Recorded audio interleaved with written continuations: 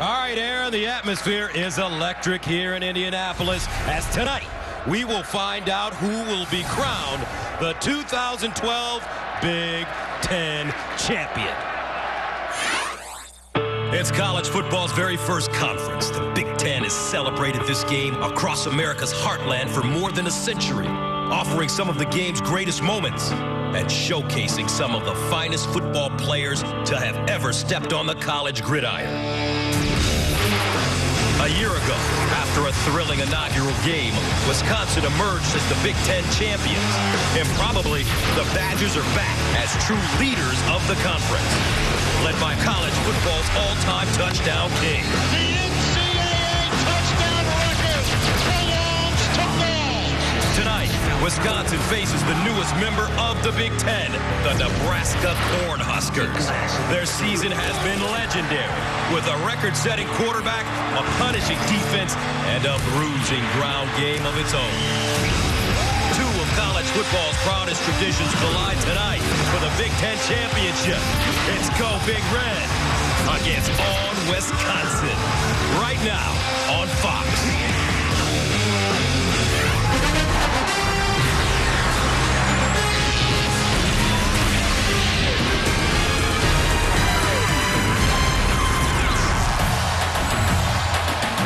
Oil Stadium in downtown Indianapolis, and we're all set for the 2012 Big Ten championship game, Nebraska and Wisconsin.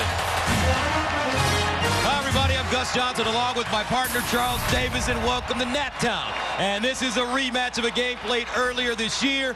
Nebraska, here's a team that comes in, one of the hottest in the nation. They've won 6 in a row, and they feature one of the most dynamic quarterbacks in all of America. Taylor Martinez can do it with his arm, can do it with his legs, a true dual-threat guy. And what he's done this year is added the leadership, accepted the challenge from Coach Bo Pelini after they lost to Ohio State to lead this team and win out and get to Indianapolis, and they've done so. But he gets help on the defensive side, too. The black shirts are still prominent.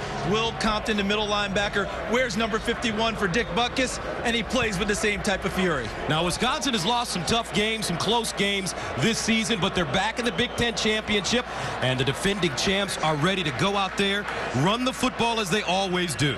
Since October 1, they've gotten better push from their offensive line, over 270 yards running the ball per game since then, and Monte Ball is their leader. The Big Ten's leading rusher, 146 yards per game in Big Ten games. And he's going to get some help tonight from his defense because they get Chris Borland back, their heart and soul in the middle, who's missed the last 2 games with a pulled hamstring. Wisconsin has something to prove.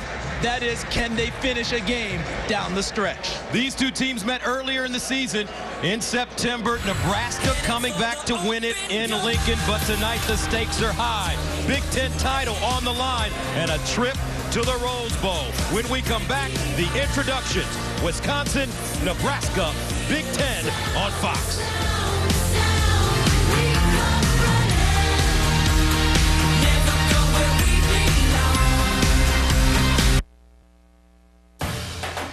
The Ford Big Ten Championship pregame is sponsored by Pizza Hut. Make it great. Welcome to the Ford Fox Big Ten Championship pregame show.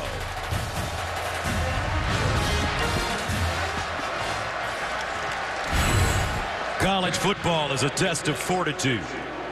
This season, the Wisconsin Badgers have battled through adversity and come out 1 win away from a 3rd consecutive Big Ten title. Tonight, the Badgers look to add another superlative to a brilliant Big Ten legacy.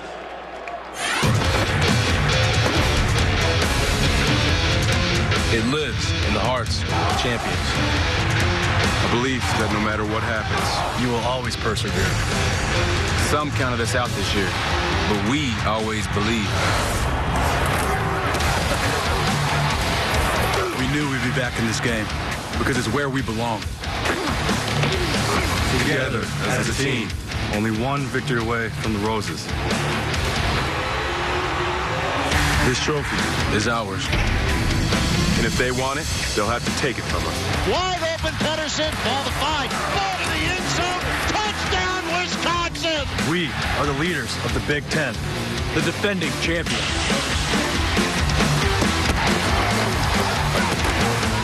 We, you better believe, we are the Wisconsin Badgers. On Wisconsin.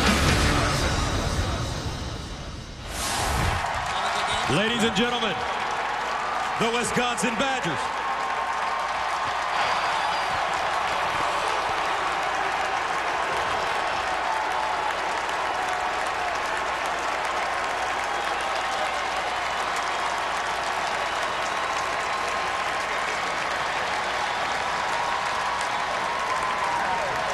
From the Great Plains of our country's heartland, the Nebraska Cornhuskers come to Indianapolis on a 6-game win streak. Tonight, this conference newcomer looks to stake its claim in Big Ten history. There's no place like Nebraska. A tradition of excellence, of Heismans and legends. They call our defense the Black Shirts. Black Shirts. Because we will knock you down, lift you up, and knock you down again. Huskers were taught to win with class. By Devaney. Osborne. Our coach named Bo. We come to the Big Ten. Come to the Big Ten to play for championships. We won our division. Now here we stand. A game we will remember forever. Forever. Here is our opportunity to write our legacy. We are the champions of the Big Ten Legends Division. Buckle it up. Put the football on the tee.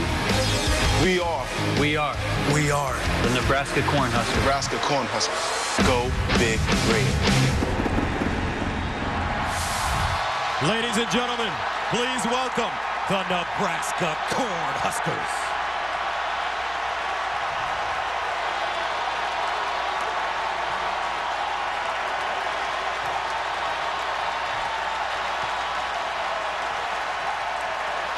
The bands are rocking here in Indy as we get closer to kickoff. The national anthem when we return after these messages from your local Fox station.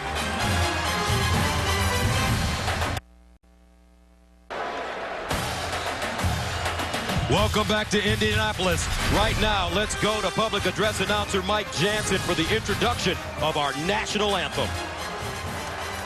Ladies and gentlemen, please stand as we honor America and our armed forces around the world with the playing of our national anthem. The University of Nebraska Marching Band and the University of Wisconsin Marching Band proudly combine in the spirit of sportsmanship and musical friendship. And now, please welcome the director of the University of Wisconsin Marching Band, Professor Michael LeCrone, as he leads 600 Big Ten musicians in the playing of our national anthem.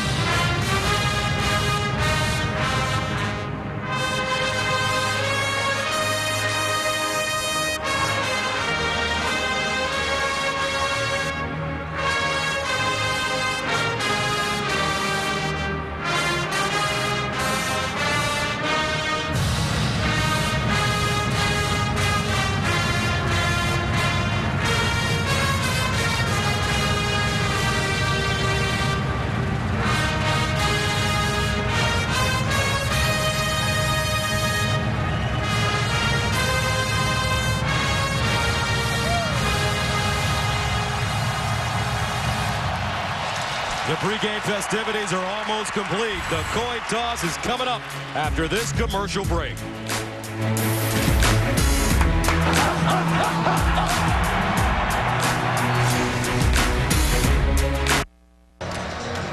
Welcome back. Here is Margot Grillo, a 28-year-old UPS driver, delivering the Big Ten Championship game ball.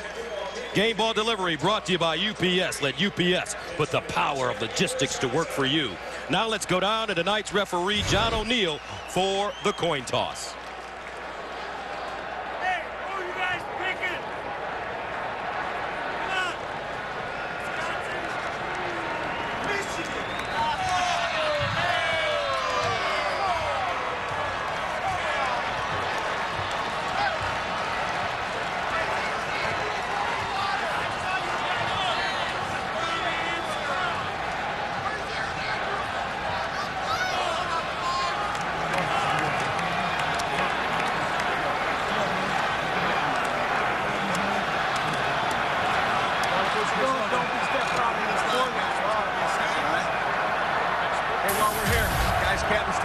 teams for us, okay? You guys are in charge.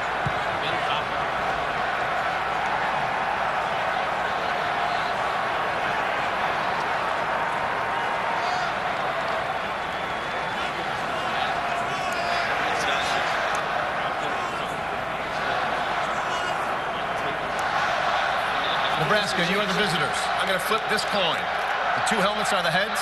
The Big Ten logo is the tails. What's your call? Heads. Heads is the call. It is a tails. Wisconsin, you've won the toss. Take the ball. Wisconsin will receive. Which way would you like to kick? Kick it that way. Turn your back that way? Yes, sir. Turn your back this way, Wisconsin. The crowd is excited. The players are pumped up. We are set for football. Kickoff of the 2012 Big Ten Championship game is coming up next.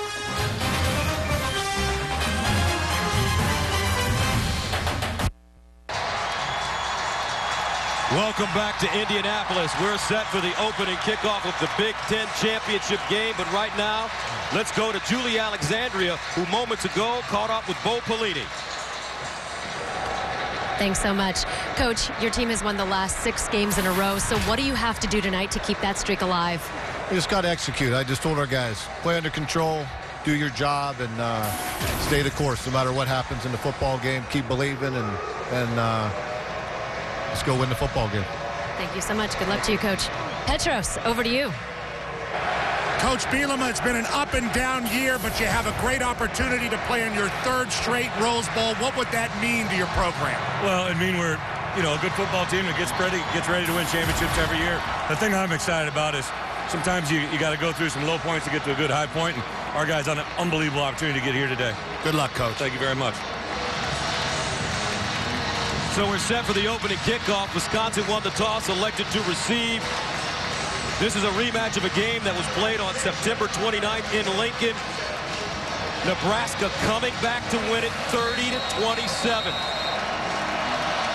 The stakes much higher now. A Big Ten championship trophy on the line and a trip to Pasadena and the Rose Bowl. And we're underway from Indy. And this one down in the end zone. So they'll start from the 25. Time now to take a look at our impact players. Jared Abbrederis is the most dangerous receiver for Wisconsin. Chris Borland back in the middle at linebacker after missing 2 games with a hamstring injury. And Devin Smith, underrated at the corner, makes plenty of plays on the football. For Nebraska, Amir Abdullah will back up Rex Burkhead, but he's a 1,000-yard runner. Eric Martin, a terrific pass rusher. And Will Compton provides the thump in the middle. First down and 10 at the 25-yard line for the Badgers. Lonnie Ball, the touchdown king, the lone setback. And they'll give it to him on first down, and he's got the edge. Cuts it back inside, and he'll pick up 6.5, maybe 7. Andrew Green with the tackle. But let's talk about the quarterback for Wisconsin, Kurt Phillips. Last week against Penn State, 12 for 25, 191 yards, a couple of touchdowns, and an interception. He was sacked 3 times. He made his season debut October 6th against Illinois. And many times you hear the expression that the coaches don't actually pick the quarterback, the team does. When he had a second opportunity this time, this team actually believes in him. Chris Borland told me, personally, this team will go to war for Kurt Phillips. Senior from Kingsport, Tennessee. And they run it again, Monty Ball. And Stafford with the tackle. Ball also, Charles, back for the kickoff as well as a returner. You can tell it's a championship game. You remember Anthony Carter, University of Michigan? Number 1. A lot of times they would limit his touches in the return game during the season. But come playoff time, come postseason, number 1 was back there. You use your best players in your biggest games. So first down for Wisconsin. Melvin Gordon checks in. James White splits out, bottom of your screen, at the 35. Here's the play fake. On the run, ball gobbled up nicely. Patterson, and he'll be close to the first down. Jacob Patterson, the redshirt junior. Sean Fisher there defensively. And we saw our first tendency breaker of the game. You already mentioned it, Gus. These two teams played once this season. They showed number 25, Melvin Gordon, in motion. A lot of times they run the jet sweep or the fly sweep with him. On that play, they faked it. Rolled Kirk Phillips out. He dropped the short one off to Pedersen, the tight end. He picked up 9. 2nd and 1. Here's the handoff. Gordon getting around the corner. He's got all sorts of running room. At the 40. Still on his feet. Breaks it back. How about this? On Wisconsin. Touchdown on their opening drive. 56 yards.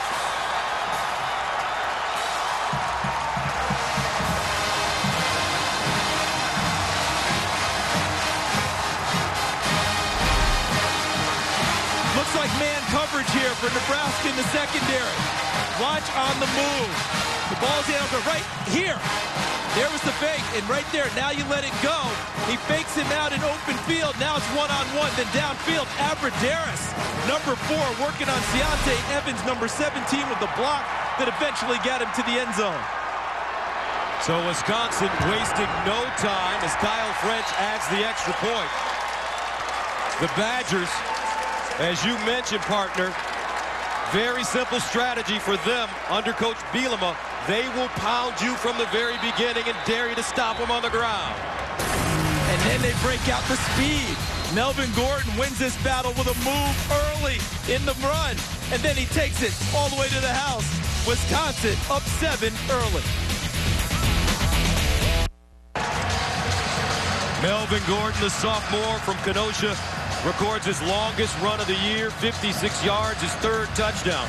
And the Badgers open up with a 7-0 lead. Now it's Taylor Martinez's chance as the Nebraska quarterback prepares to come on for the first time. Amir Abdullah, Kenny Bell, back deep as Kyle French prepares to send it away.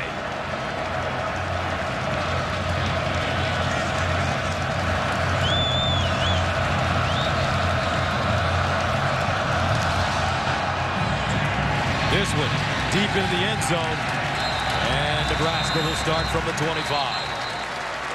Taylor Martinez, one of just 3 quarterbacks in history to throw for 6,000 yards and rush for 2,500 before his senior year, joining Brad Smith from Missouri, Colin Kaepernick from Nevada, and the great Vince Young out of Texas. You're talking about some royalty there in terms of dual threat quarterbacks. And Taylor Martinez, they're down 7-0 in this game. It was 14-0 in Nebraska earlier this year before they scored the last 17 to win it. Very comfortable in this situation. No panic from the Nebraska team. And the Cornhuskers with the healthy Rex Burkhead in the backfield, standing next to Martinez. From the 25, out of the gun. Martinez will throw on first down. Picked off the sideline. Touchdown, Badgers. Cromartie.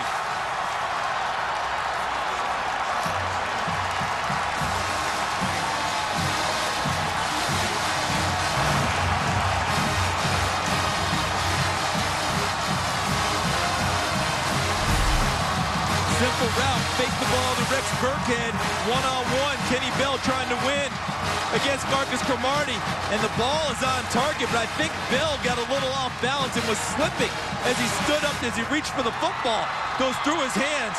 That's what defensive backs love. Tip drill to Marcus Cromartie. He waltzes in for the 2nd touchdown of the night. Cromartie's first interception of the year. And the Badgers take a 14-0 lead before Nebraska can catch their breath. The Badgers doing it offensively and now defensively. Coach Bielema happy with his boys. Cornhuskers in trouble early.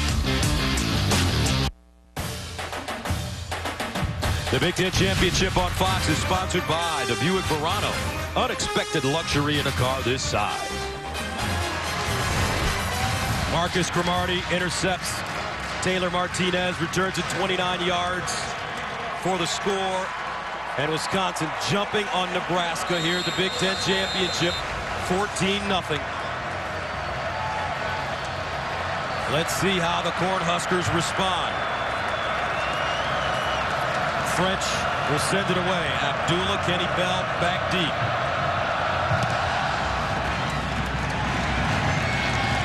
unreturnable.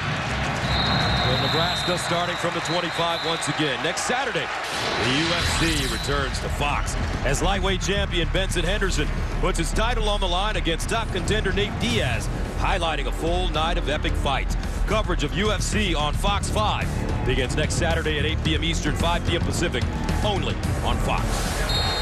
Gus, we visited with Nebraska this week, and Bo Pelini, one of the first things he said was, in this game, let's not dig ourselves an early hole. Well, guess what? They've done that, but they've been there before. They were down 14 in the first meeting against Wisconsin.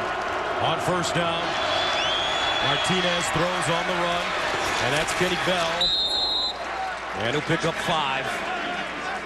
Marcus Cromartie there on the left side with the stop. Let's see if Nebraska can get into the tempo and pace that they want to play. You notice that they're a no-huddle team, getting the calls from the sidelines, trying to keep moving with formations, and show Wisconsin something a little bit different each time. Second down and 5. Play fake. Near side. Punt. Turner looking for the first down, and looks like he has it. Jamal Turner wrapped up by Chris Borland.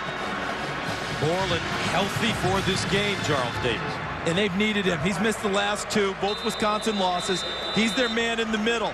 A striking hitter, plays with a lot of intelligence. He's what you call a momentum changer. He can make a play in the run game or the pass game that can help his defense out. Just named first team All Big Ten, 3rd and 1 at the 34.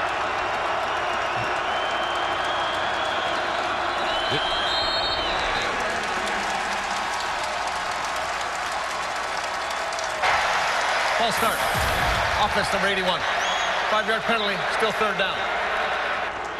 Now let's go to Los Angeles. Aaron Andrews with the game break. Yes, a wild finish for the SEC championship. Alabama is up 32-28 with 11 seconds left. Aaron Murray's pass right there was tipped by C.J. Mosley. Chris Conley was short. There were no timeouts. Alabama wins, and they're projected to play in the national championship against Notre Dame. We'll have to see about that one tomorrow night. Terrific matchup. So many people thought Alabama had such an advantage, but Georgia primed for the game. And look at Wisconsin. Not many down linemen, trying to show different looks to Taylor Martinez and confuse the blocking scheme up front of Nebraska. Mission accomplished. Nebraska confused. Did you see the setup? Defensive ends and 3-point stances only. Everyone else standing on their feet. And now Wisconsin has their crowd fully engaged in this game. 3rd down and 11 at the 24.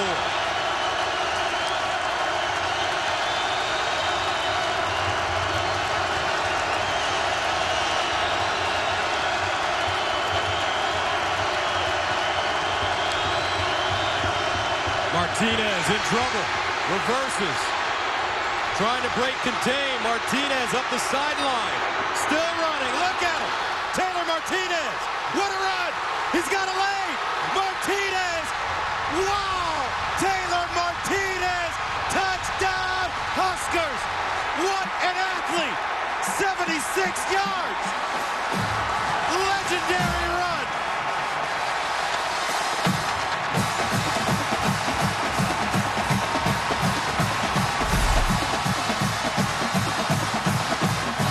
This defines a great player.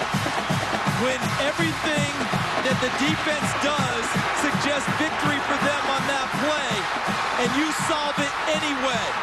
Yes, he got help downfield, but for the most part, that was Taylor Martinez on his own, making a dynamic play. 76 yards for Taylor Martinez. And Nebraska responds in a big way. Martinez scores 14-7.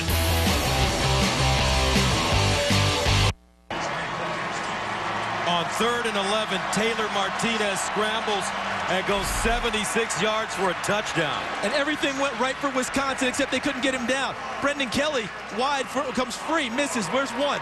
Look at there. Mike Taylor, 53, misses. David Gilbert misses. Kelly misses again. Now watch to the right of your screen. Look at that. Blocking right downfield.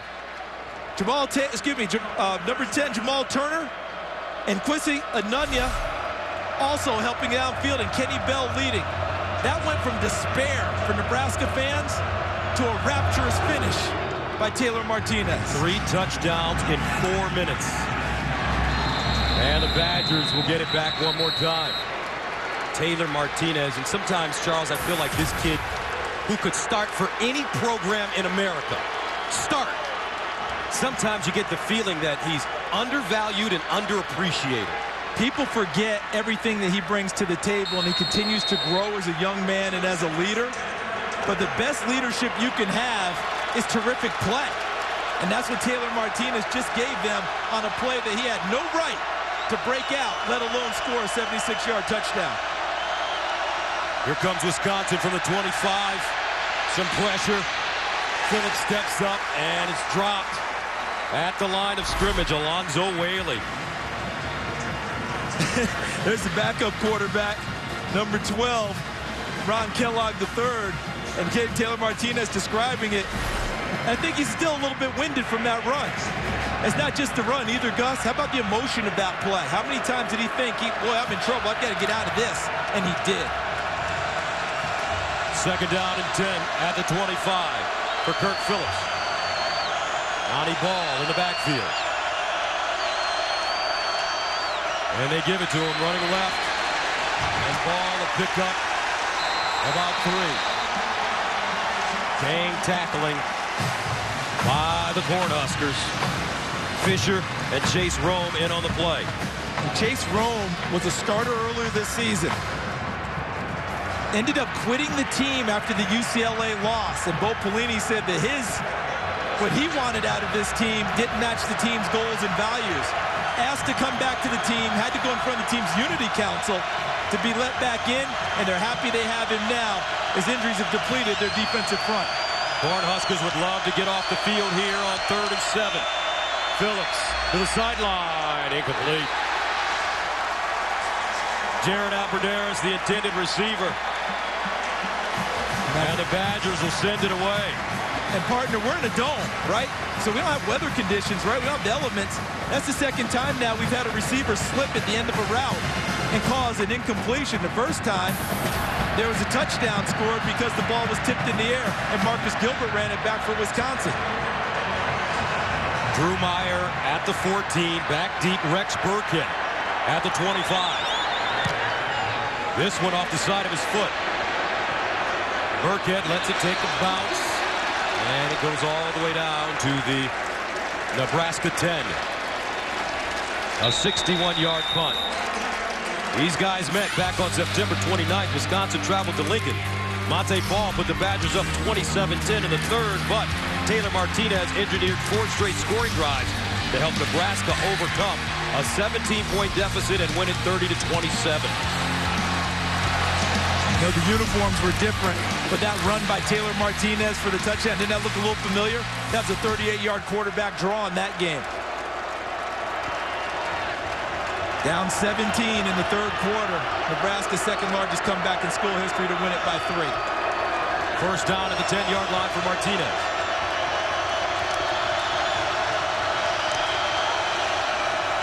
He'll throw it over the middle. Caught. Beautiful deception on the play as Kyler Reed found a soft spot and gained 16.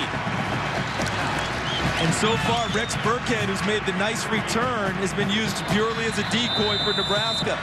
Faking inside runs with him. Martinez straightening up and throwing the pop pass or scrambling for yardage.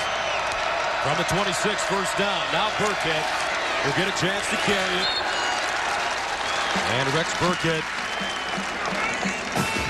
will gain 2 on the play. Mike Taylor with the tackle. Talk about perseverance this year with Rex Burkhead. He only had 6 games that he got to play in because of the knee injury. And every time he came back, he hurt it again. But last week in the second half, they unleashed him against Iowa. And he carried them home in a tough game. 69 yards rushing for Burkhead against the Hawkeyes. 2nd and 8. Now Martinez runs. And Martinez breaks it up again. Taylor Martinez all the way up with a 46, a gain of 18 on 2nd and 8. Shelton Johnson had to bring him down.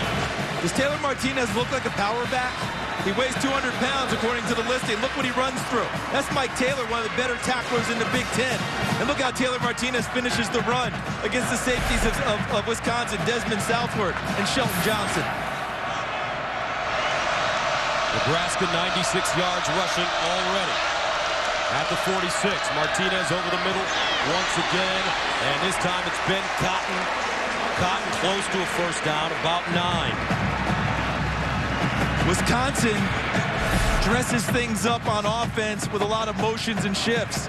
Nebraska does the same thing, but probably runs a more varied offense, and we're seeing plenty of it here in the first quarter. Constant movement from the Nebraska offense, hitting them at all different angles. 2nd down and 1.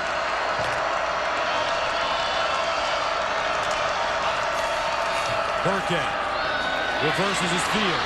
Nice running for Rex Burkhead. You can tell that knee feels good. Sharp cuts and a first down for the Cornhuskers. Marcus Cromartie with the tackle. Duly noted, partner, about the knee, because you can't make that cut if the knee is hurting you that much. Because he made that cut and came back to the other side with great vision. The knee brace supports it. He ends up picking up a key first down. Suffered a sprained ligament in his left knee against Southern Miss in week 1. From the 38, first down. Martinez hands it to Burkhead. Look at him slash. Rex Burkhead, a whirling dervish, down inside the 20.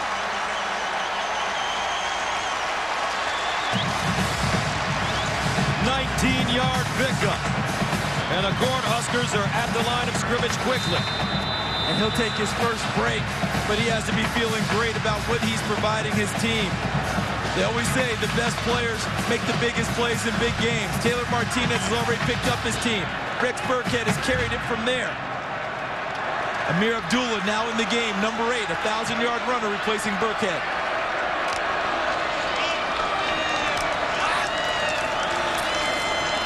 Martinez, Martinez stood up and driven backwards. Great pressure, Mike Taylor shot a gap. And before Martinez knew it, he was on top of it.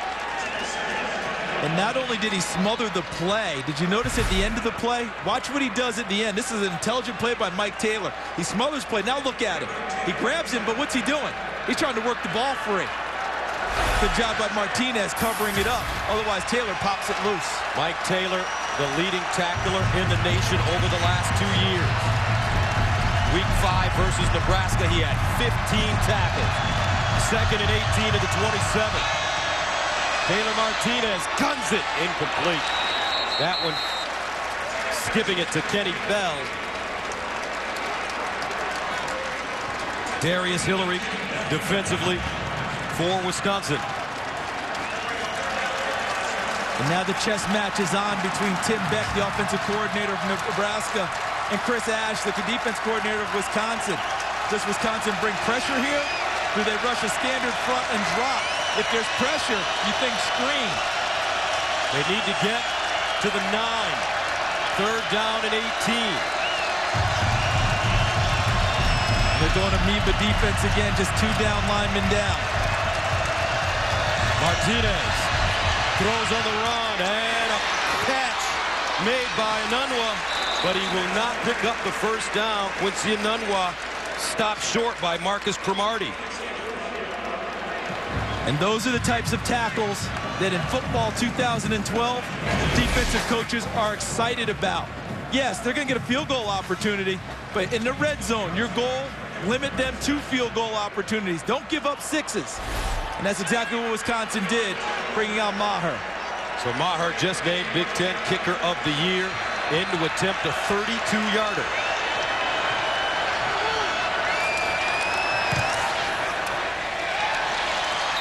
And it's good.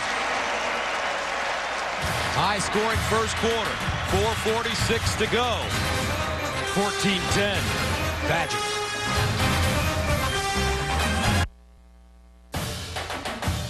Tonight's game is sponsored by Windows 8. By AT&T. Rethink possible. And by Jared, the Gallery of Jewelry, with 5 times the selection of ordinary jewelry stores. 14-10 Wisconsin here in the first quarter. The UPS Team Performance Index is a statistical measure that looks at the efficiency of a team's offense, defense, special teams, and miscues to define their competitive advantage. Check out this week's rankings to see that Alabama is at the top of the UPS Team Performance Index. A look at the logistics behind a winning team. Looks like the Crimson Tide will play for a national championship now with their victory over Georgia. They'll match up with Notre Dame in the BCS National Championship. Kenzel Doe and James White back deep for Wisconsin. But Brett Maher will not give them an opportunity. And we're at Lucas Oil Stadium, the house that Peyton Manning built. And with that in mind, let's go to Julie Alexandria. Hey guys, Charles, you'll appreciate this one. You're a Tennessee guy. Wisconsin quarterback Phillips, who grew up in Tennessee, is a huge Peyton Manning fan. And on Friday, Phillips was given the Lucas Oil Stadium locker that actually belonged to the former All-Star when he played for the Colts. Bielema said it was a great moment for him and that he was sitting like a king bee. Julie, that's an inspired move by the equipment staff of Wisconsin, motivating the young man out of Kingsport. Monte Ball on the edge. Breaks the tackle, up the sideline, and out of bounds. At the 45. Sean Fisher there to push him. And that's after he gained 32 yards. Make that 21 yards.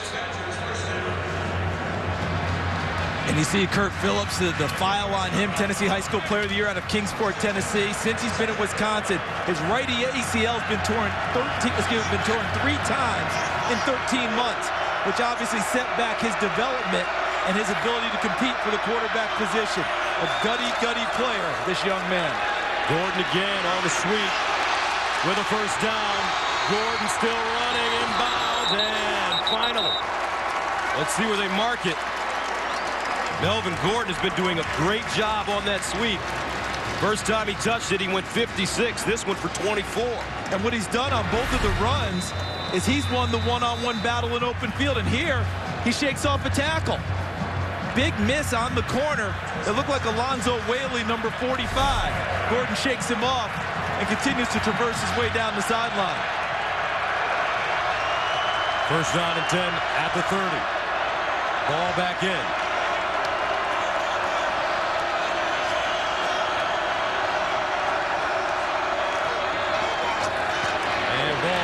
Breaks one tackle and leans forward, picks up about 2. Alonzo Whaley there. Let's go to Studio A. Here's Aaron Andrews with a game break. That's an update from the ACC Championship game. Florida State leading Georgia Tech 7-0. James Wilder with a 16-yard touchdown run, and it's the Noles up 14-0.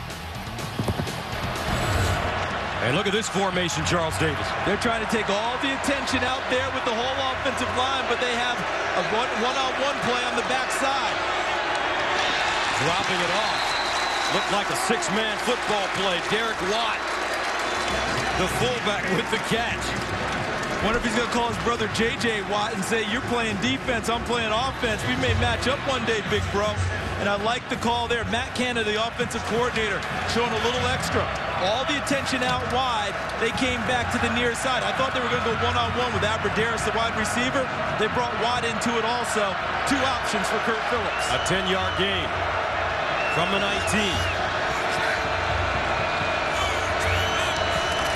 Ball straight ahead this time. And Monte Ball chopped down after a pickup of 1 yard. Sean Fisher and Damian Stafford there. And just 1 yard on the run. As we look at the play selection, it's going to lean heavy rush tonight. But remember, that 1 yard run will not discourage Wisconsin. They're going to make Nebraska prove over and over and over that you're going to keep it to 1 yard. They feel like eventually that 1 yard breaks big. Ball, 31 carries, 93 yards, and 3 touchdowns in the first meeting against the Cornhuskers in Lincoln this year. They give it to him on the stretch. He gets to the corner and close to the first down. Terrific block, too, by number 72, Travis Frederick. the center, snapping the football and getting out in front and chopping people down to give access to the corner for the running back. Look at those guys. All they're doing is saying, whatever call comes in, please let it be a run. That's what we do. Bigger, stronger, better. We're Wisconsin. That's our identity. They need 2 yards here, 3rd and 2 at the Nebraska 11. Here's the Wildcat. And a first down. James White running the Wildcat formation. And not only is it Wildcat, Gus, this is what they call the barge. Look at these people. 1, 2, 3, 4, 5, 6, 7, 8, 9 on the offensive line. And they're going to come at you with all their big people. First down and goal at the 9-yard line. They stay in the Wildcat. James White, the orchestrator. Straight ahead, now outside. Touchdown!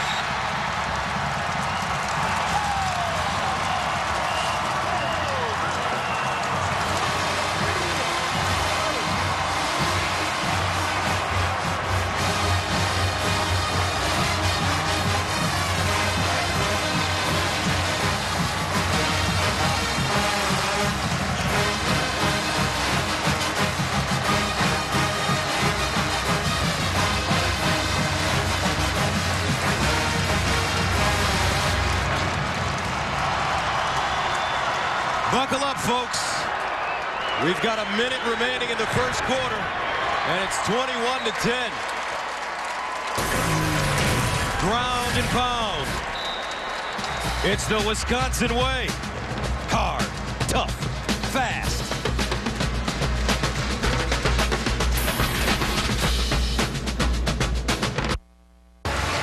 (21-10).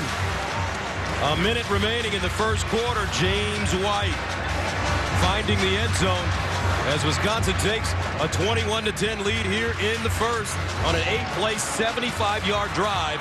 They ate up 3:45.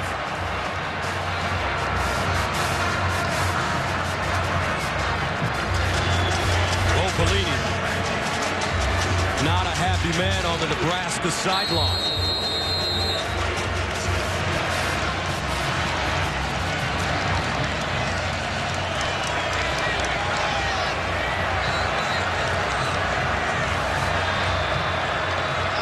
Abdullah and Bell back deep. And French drives it out of the end zone again. And look at the touchdown again. You have all the people in there. Watch Nebraska's defense trying to get lined up and organized. Are they set and ready? And then the vision of White to bounce it outside. Now, Bo Pelini was upset because he thinks he saw a hold on the play, and they didn't get called. But Petros Papadakis, I'm seeing Nebraska having a little bit of trouble adapting to what Wisconsin's throwing at them right now. Well, you see it, Charles. Matt Canada really emptying out the playbook. That barge formation, the zebra formation with the O-line flanked out, really confusing Nebraska. They're not communicating out there, not getting lined up. First down for Martinez at the 25. He'll keep it and go nowhere. Great defense by the Badgers. Brandon Kelly, the fifth-year senior from Eden Prairie, comes up and makes the tackle. A loss of 1. Now, he can't take back the 76-yard run, can he? But you think he had a little bit of redemption right there. Remember, he was the one who came free and didn't get Martinez down on the big run. 2nd and 11. You get the feeling that the Cornhuskers will have to start airing it out a bit. Martinez drops back. Throws over the middle. Caught at midfield. Inunwa with a 25-yard reception. Do you have a direct line with Tim Beck, the offensive coordinator in Nebraska? he's channeling you on that one. Inunwa coming down into the middle and uses his big frame to shield off the defensive back and complete the first down catch. Martinez, 6 of 8, 73 yards. From midfield, first down. They'll throw it again. Pump fake. Throws the bomb. Incomplete. Jamal Turner, the intended receiver, and that's the end of the first quarter here at Lucas Oil Stadium in Indy. High-scoring first quarter, 21-10, Wisconsin. Back after this.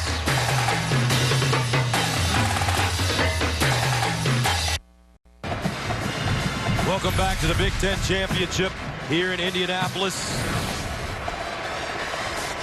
Beautiful evening in the Midwest.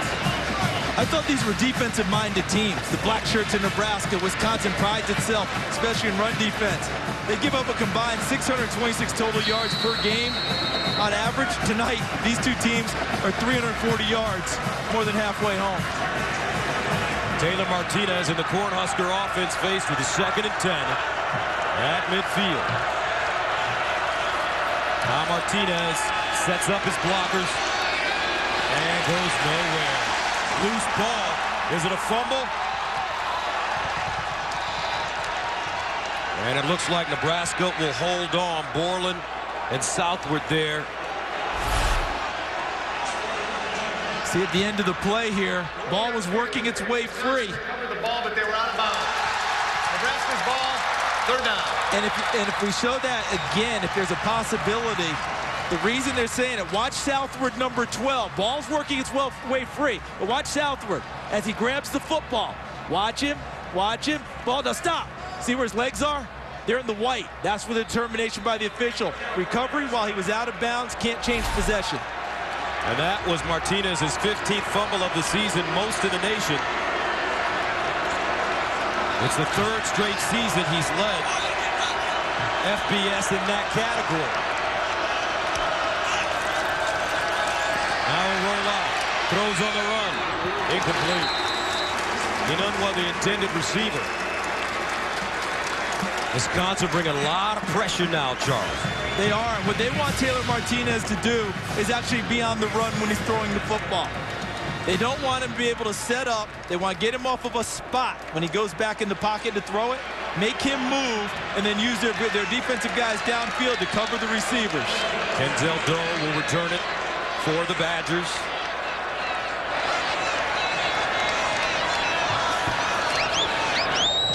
Maher angling it toward the far side and out of bounds. Wisconsin will start at the 33. Here in Indianapolis, they're playing for one thing, the Big Ten trophy.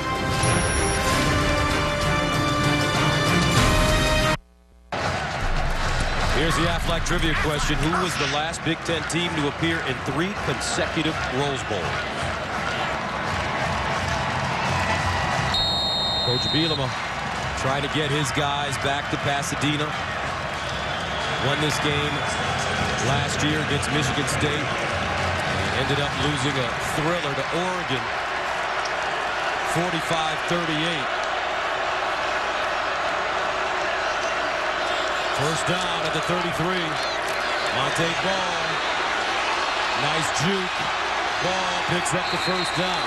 And you get the feeling, Charles, that this is a big series for the Nebraska defense. I agree with that because the last drive, Wisconsin 8 plays, 7 runs, 1 pass. The 1 pass came out of the zebra formation that Petros Papadakis outlined. And they threw the short pass to Derek Watt. Everything else was normal Wisconsin ground and pound with the barge formation added in. Look out, they're even trading offensive linemen, moving from one spot to another. Watt in motion out of the backfield. Monte. And flag thrown on the play. Damian Stafford came up and made the hit. And I thought Sean Fisher, the outside linebacker, 42, did a terrific job forcing the play and forcing the penalty against Wisconsin. Holding. Offense number 75. 10 yards from the previous spot. Repeat first down. And this Wisconsin team very disciplined. They've averaged just 3.8 penalties a game this year, 6th best in the country. Look, that's Zach Matthias, who began the season as a starter at guard. Now he rotates in, and that penalty was on Fisher. But Fisher out front forcing the play, which allowed Stafford to come up and make the hit. First down and 20. Not necessarily a throwing down just because it's long yardage for Wisconsin. Play fake. Phillips. And caught. Aberderis going up high and making the reception. He gained 16 on 1st and 20. Beautiful delivery by Kurt Phillips. And he can thank his offensive line and tight ends for that one because they gave him plenty of time to find a receiver. Look at this. He's not even threatened. You talk about a clean pocket. That allows Aberderis to make the outcut move and go up and get the football. And now they go back to Wildcat, partner. James White.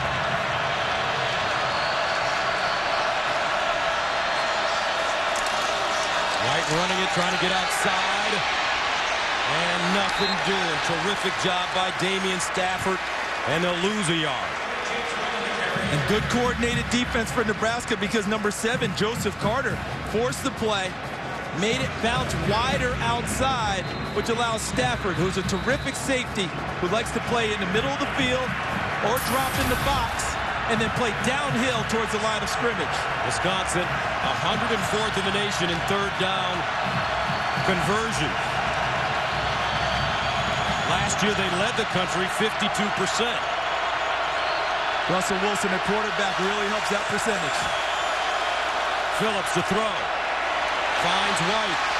First down and more. White finally chopped down at the 29-yard line by Andrew Green. But it's a gain of 22. And Matt Canada, the offensive coordinator, is opening up the playbook. Watch, he's got a whole lot of attention here. But he gets people out of the way. They run towards the middle of the field, which swings everything wide for the running back. Hit him on the run, he wins the one-on-one battle in open field and gets a big first down. From the Nebraska 28-yard line. Aberderis wants to throw it, looks back, Phillips wide open! The quarterback down at the 1-yard line. We saw that last year a couple of times with Russell Wilson. And that was, remember last year, is Monte Ball throwing the ball back to Russell Wilson one time for a touchdown.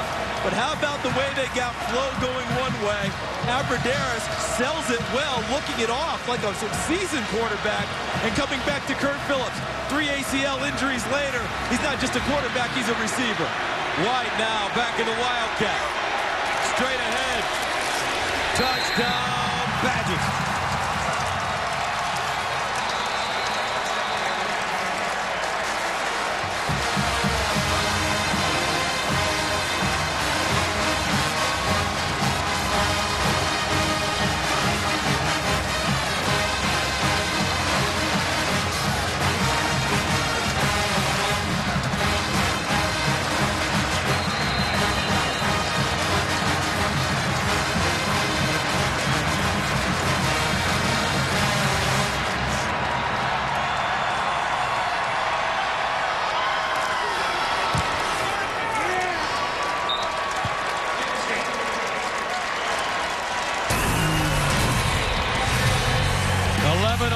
Remaining in the second quarter, all Wisconsin here in the first half.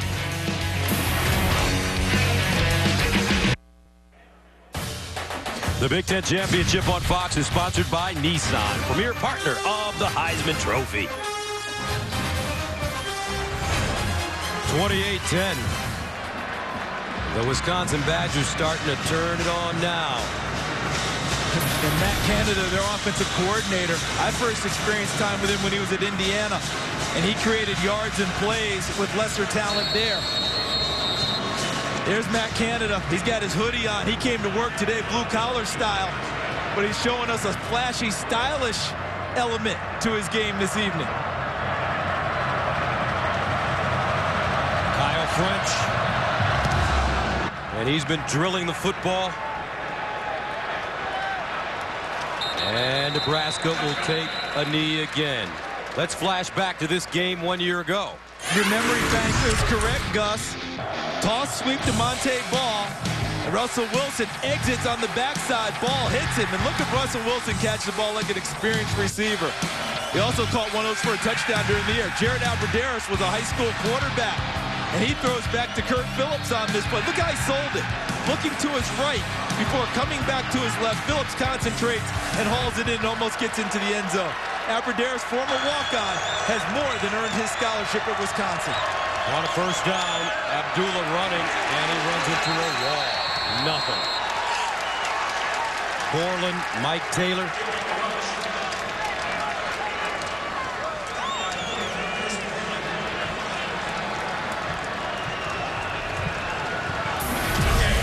In a game of runs so far, partner. Almost like a basketball game, isn't it? Wisconsin out of the gate, second time in a row against Nebraska, first 14 points of the game. Nebraska ran at them, and now Wisconsin has taken control. This Phillips make that Martinez over the middle. Incomplete, broken up. Kenny Bell, the intended receiver, but Marcus Cromartie reaching in and knocking it down. Cromartie's going to get credit for a nice play. Naked eye told me that he might have been riding the receiver a little bit early, but got away with it. Good coverage, Marcus Cromartie. Third down and 10. Nebraska, 1 of 3 on conversions here in the first half. And look at him again, Amoeba. All these guys standing up. Martinez scrambling and sacked. Wisconsin putting all kinds of pressure on him. Tyler Dipple with the sack. Gus, they have Nebraska's offensive line thoroughly confused about blocking scheme when they only have the 2 down linemen and the middle gap is open. They're not sure where guys are going to come from and what gaps are going to hit. Who will rush, who will drop, and guys are coming free at the quarterback. Denzel don't back peek. Maher hangs it high. And fair caught at the 30. A 47-yard punt. A lot of pressure being applied defensively by Wisconsin, and they've got the football back. Coming up on the Pizza Hut halftime, we'll get you caught up on championship weekend, including Alabama's wild win against Georgia, plus the ACC championship, and Texas versus Kansas State. That's all next with Eddie and Joey on the Pizza Hut halftime. Welcome back, 28-10. Wisconsin, not only are they pounding them offensively, but the defense has been stellar last couple of series. Now, let's answer the Aflac trivia question. Michigan, yes, was the last Big Ten team to appear in 3 consecutive Rose Bowls, 77 through 79. Number 31 for the Badgers, out of the offset eye. Monte Ball, the deep man, he gets it. Lowers his shoulder, crosses the 35. We're seeing Sean Fisher there. We're seeing a tremendous amount of offense from Wisconsin in multiple ways. You alluded to the defense, Gus. Petros Papadakis, it's not just the offense and the defense, though. I think Brett Bielema really convinced this team to wipe away what happened earlier. Every coach has a good message, but it's one thing to get your team to buy in, and that's what's happening. Phillips on the run. And just to add to what you two gentlemen were talking about, when you look at the schedule, Wisconsin started by beating Northern Iowa. Then they lost their second game at Oregon State 10-7. Lost to Nebraska September 29, 30-27. Michigan State 16-13 in overtime. Ohio State 21-14. And last week, Penn State 24-21. They've been wondering, what does it take to finish off a game? That's where they've had their struggles this season. Third down and 4.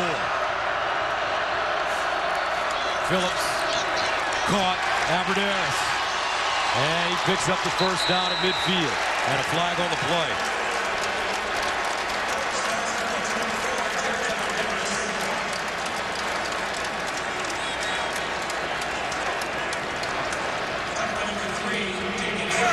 Personal foul, unnecessary roughness. Defense number 3. 15 yards from the end of the run. Automatic first down. Damian Stafford. There's the catch by Aberderis. Blatchford chasing him, helping make the tackle. And there's the call. Helmet to helmet up top. Watch Stafford as he delivers the blow here. Now, that's a tough one because the head snaps, but I saw a lot of shoulder in that. But at the naked eye, at that speed to the official, that looks like helmet-to-helmet contact, and they've been told to flag that each and every time. Tough call for Damian Stafford, but that's going to go against him every time at real speed. First down. Ball skipping. I want to get back to something. We talked about how Wisconsin lost to Penn State. You got to give the people at Penn State so much credit. That coaching staff, those kids, so much credit for how they have responded to the tragedy that took place. Bill O'Brien, their head coach, set the tone, and he was at media days in Chicago and was phenomenal that day and told people what it was going to be like at Penn State. Didn't talk about wins and losses, just about what the culture was going to be for them. And those seniors hung together and brought that team together and had a fantastic year. But right now, Wisconsin wants to wipe away that loss and inflict one on Nebraska running the football. 2nd and 3, Gordon around the corner with the lane. And Melvin Gordon gets close to the 15, picks up 12. P.J. Smith chops him down. Gus, you do a lot of boxing. Right now, this Wisconsin team, I would say, is truly imposing its will on the Nebraska defense. They're trying to figure out what to do, not just in terms of getting lined up, but how do they handle Wisconsin physically? That big offensive line is leaning on people and mashing people, and they keep bringing bigger people into the game. We saw that at Stanford last night. Uniforms are similar, system is similar, results also similar. Sean Fisher will walk off the field.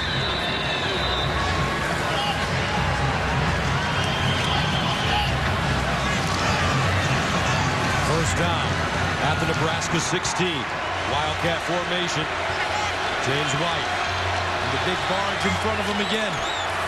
Here's the handoff. Gordon. Again. Gordon dives. Make that ball. Touchdown. That time they lined Monty Ball up and swept him around. Let's take a look as Monte Ball tries to get to the corner. Does he make it without stepping out? He Supermans it, extends. Oh yes, that one will be reviewed and confirmed. Touchdown, Wisconsin.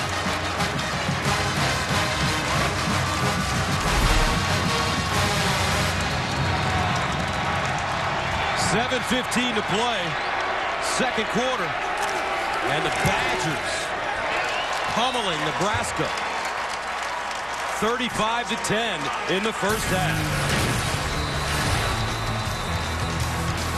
Monte Ball with the dive. Coach Bielema will take it.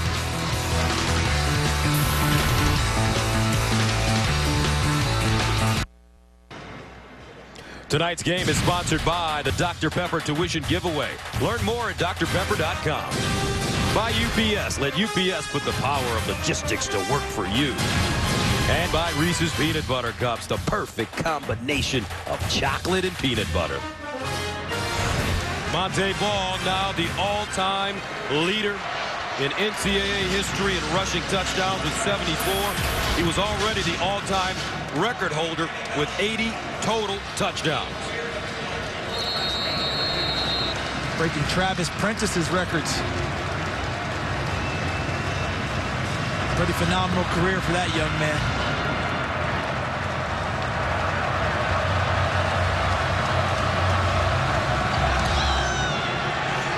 And French again with a touchback. Let's take a look at tonight's Reese's perfect play. And watch how Wisconsin's offensive line imposes its will on this play and allows Monte Ball to go. Look at this. Look at that punch. They've got everybody right there. Everyone's taken care of. Now, be an athlete, Monte Ball. Beat them to the corner. And look at the dive going in. Look at that extension. Almost 3 yards worth of extension for Monte Ball to get it into the end zone after his offensive line in the barge formation cleaned up everything else. First down for Nebraska. Looking for answers. And they hand it off. Burkhead gains 4 on the play. What do you do right now if you're the Cornhuskers and you're Bo Pelini? And this is a tough one for Bo Pelini and Tim Beck, his offensive coordinator. Obviously down big, but field position isn't great also. You're not going to get it all back on in one chunk, even one play. You might get a score, but if you turn it over here and give Wisconsin the ball again, that's where they have to walk the fine line. They have to calm themselves down and try and get a few first downs. 2nd down and 6. Over the middle. Ball caught by Jamal Turner. And Turner picks up a first down as he gains 9. Desmond Southwood with the tackle. And that's the start of how it goes, where you try and bring yourself down and get a little pressure release and get your shoulders dropped a little bit. Because right now they're up by their neck and tight. They've got to shrug a little bit and relax. That first down may help them. Martinez skipping on his spin down at the 45. Nebraska looking for something, CD, to feel good about as they head into the locker room for halftime. And this drive could do that. Don't worry about clock. You know what the score is already. String together some first downs. Feel a little bit better about yourself. Try and find your way downfield, put it in the end zone, and give yourself that good feeling. 2nd and 3. Martinez wants to run. Breaks the tackle, and Martinez fumbles the football. Wisconsin, the Badgers say they have it. That ball could change hands a couple of times before the officials get in there.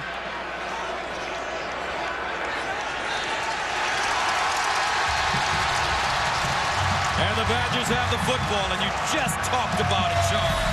They couldn't afford to turn this one over.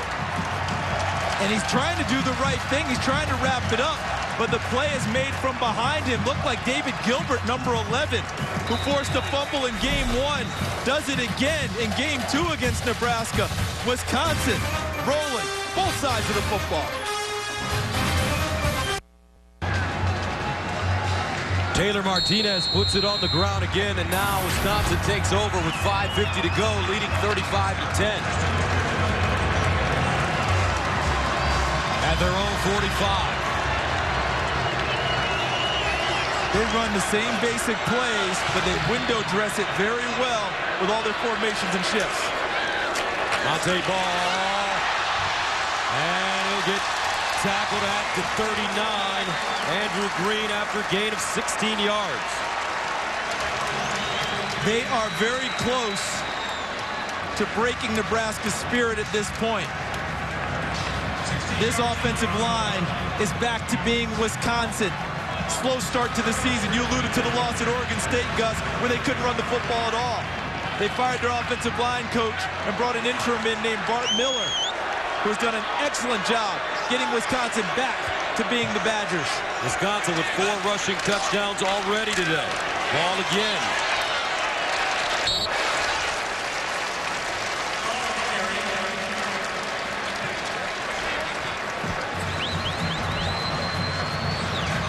I think the offensive line right now is daring Matt Canada as we look at the last game, 35 points in the first half, 30 against Purdue in 2011. I think the offensive line is daring Matt Canada, the offensive coordinator, to call anything but a run play right now.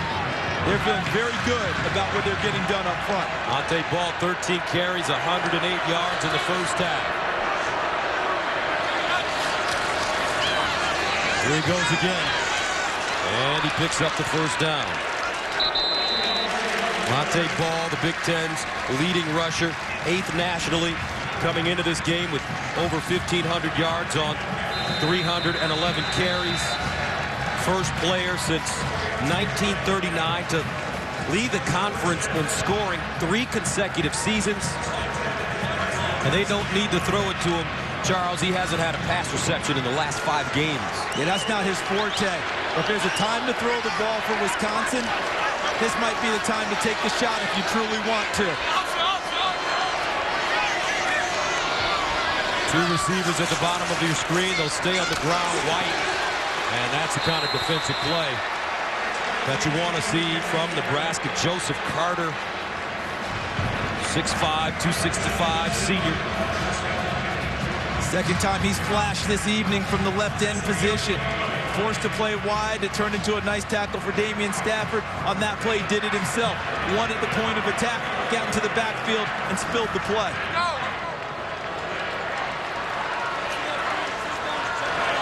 Second and 12. Yeah, for most people, this is a throwing down. Not so sure with Wisconsin. White. And White picks up 3 yards. Brings up 3rd down and long. Monte Ball itching to get back in. He's got to get that glove on.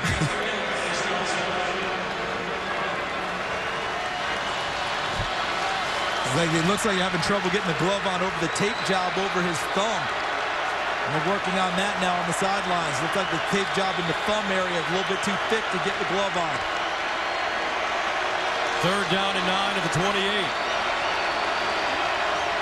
Frederick in motion. Phillips, incomplete. Intended for James White. You know, for a 5th-year senior, what we have to remember about Kurt Phillips is that he's got a freshman's playing experience. And on that throw, it looked like a young quarterback. Had the throw right in front of him, never really got set. Got a little too excited and tried to deliver it. Didn't have the right touch on it. Kyle French is long of the season, 46. This one will be from 45 yards away.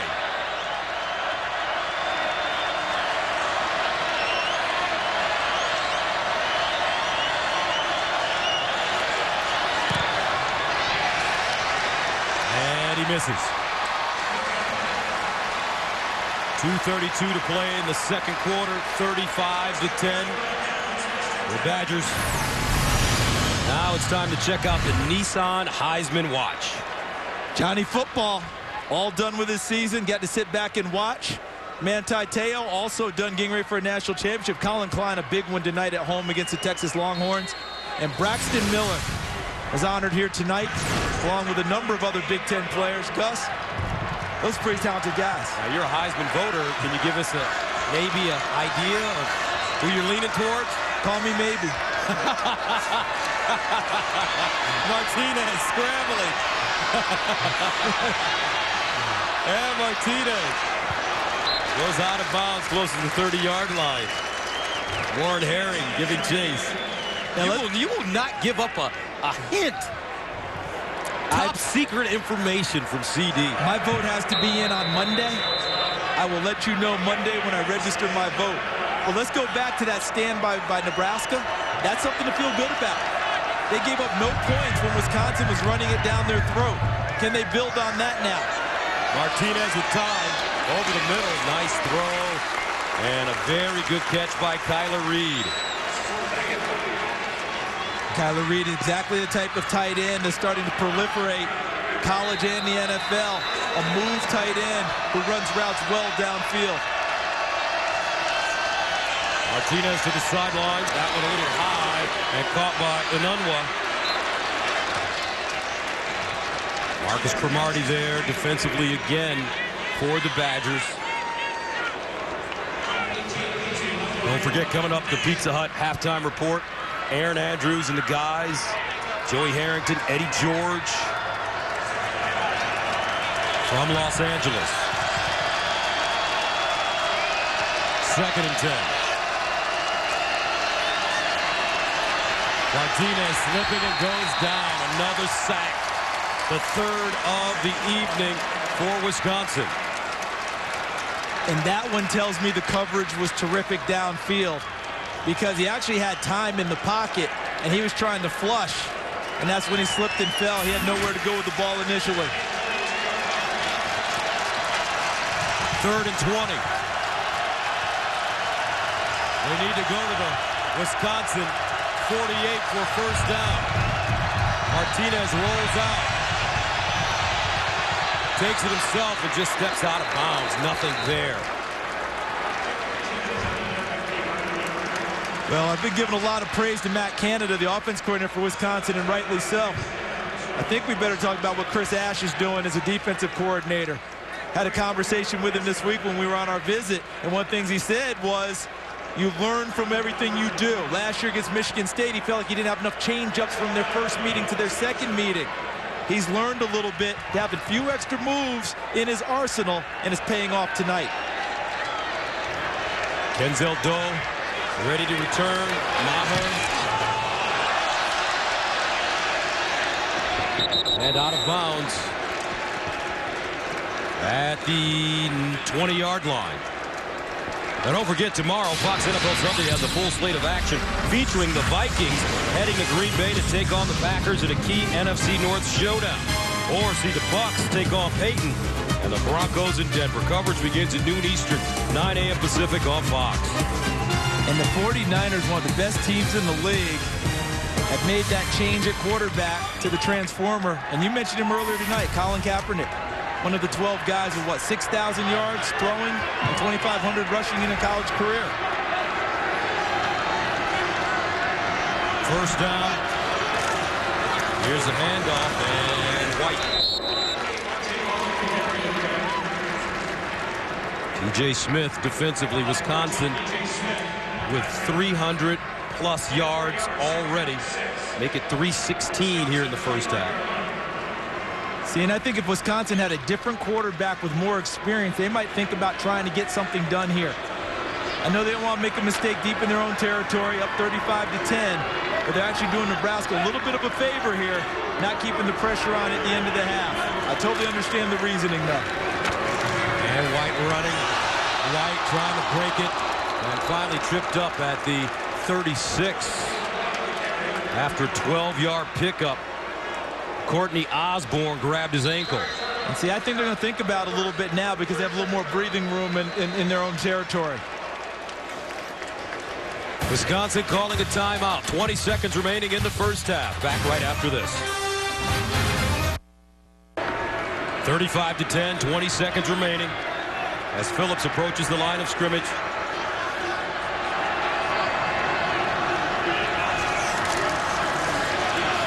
Melvin Gordon with running room. Melvin Gordon down the sideline.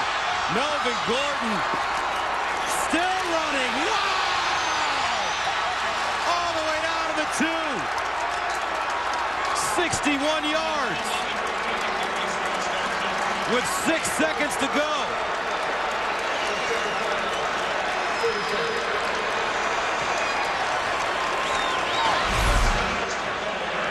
When they talk about effort, this goes on the teaching reel. That play looked like it was done. Damian Stafford, Deontay Evans, he fights through both of them before finally Andrew Green hauls him down. Look at that. Just continues to battle, fight through, gets a little help from Brian Wozniak, the tight end, before Green drags him down. And Wisconsin calls their second timeout. 6 seconds left. See, and he's going to roll the dice here and try and run the ball once. And if they don't get in, he calls timeout and kicks the field goal. Wildcat formation. James White. He'll throw it! Touchdown! Sam Arneson.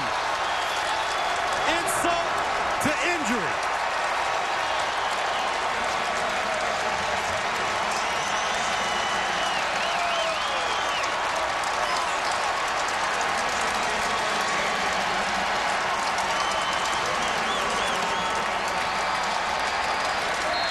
How many times have we talked about change-ups and counters in rematch games?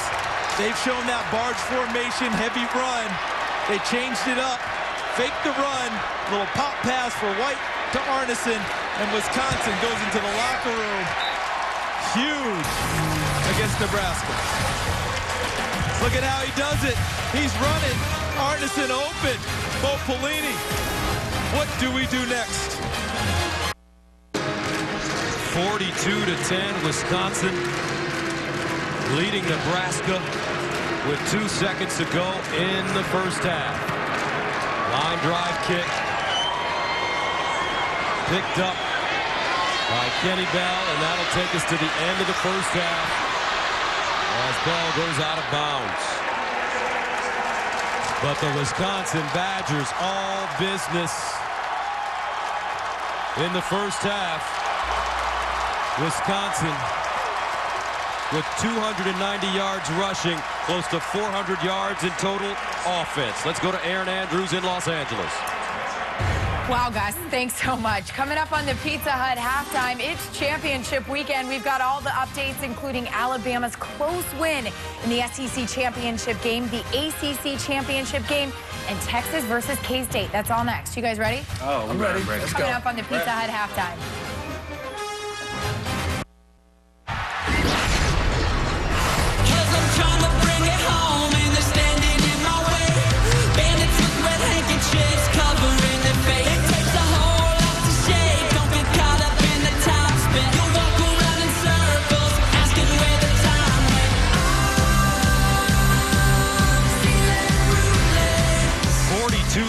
The score at halftime. Wow.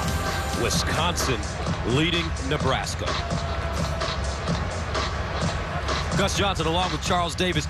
CD, Wisconsin lost 5 games during the regular season, and it's been one of those years where coaches have been fired.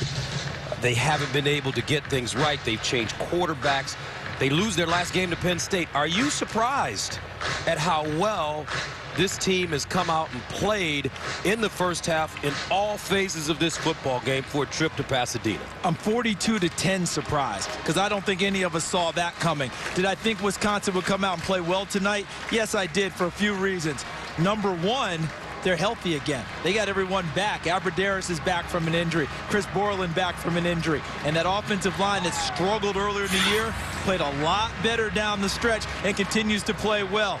And this coaching staff of Wisconsin, give them a ton of credit for the adjustments they've made tonight.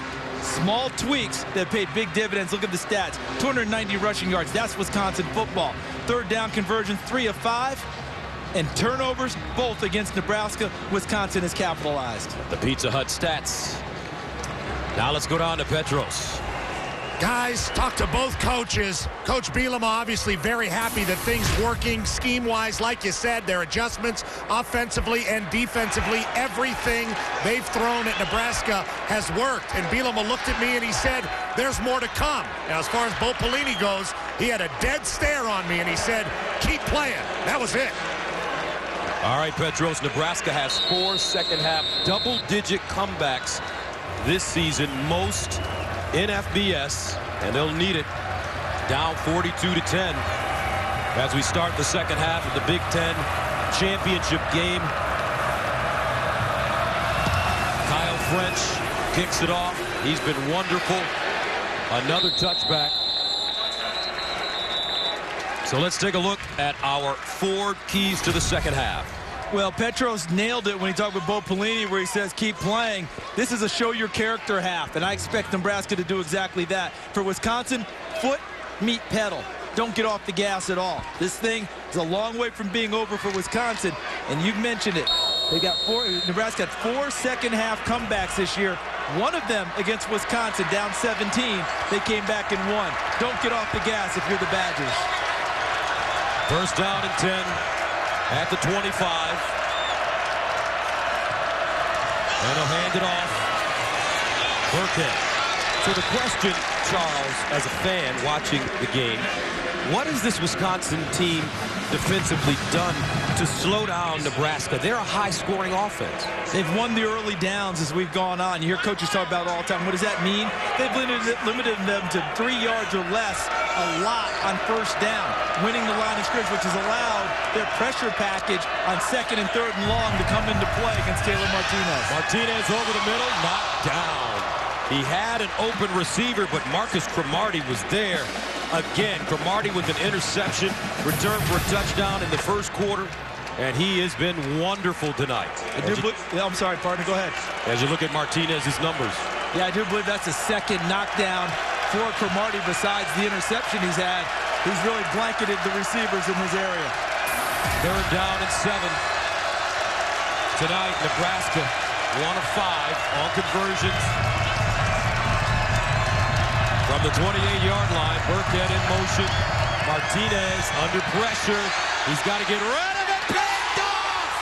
Down the sideline, Devin Smith. Wow!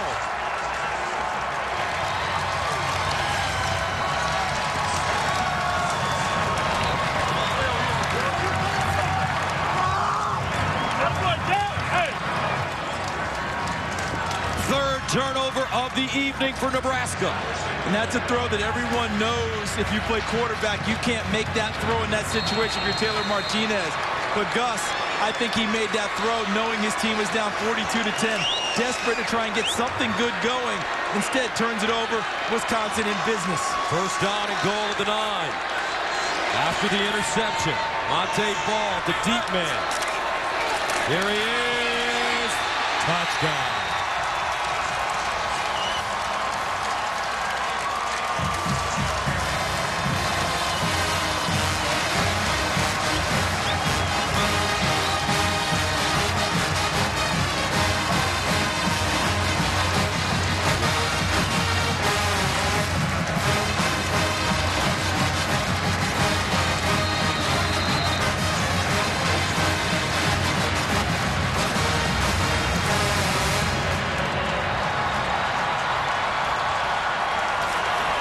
Extra point, good. 35 straight points for Wisconsin. And keep in mind, there will be no mercy for Brett Bielema. If he can score 100, he will. That's his nature.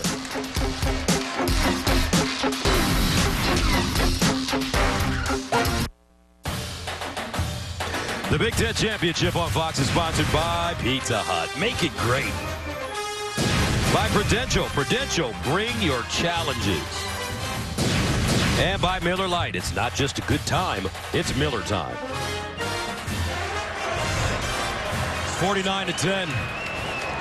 Monte Ball, 16 carries, 118 yards, and a couple of touchdowns. But it's been an easy night for Monte. Give credit to this Wisconsin defense. They've been relentless. And it's funny when a team finally peaks. Talk about the right time.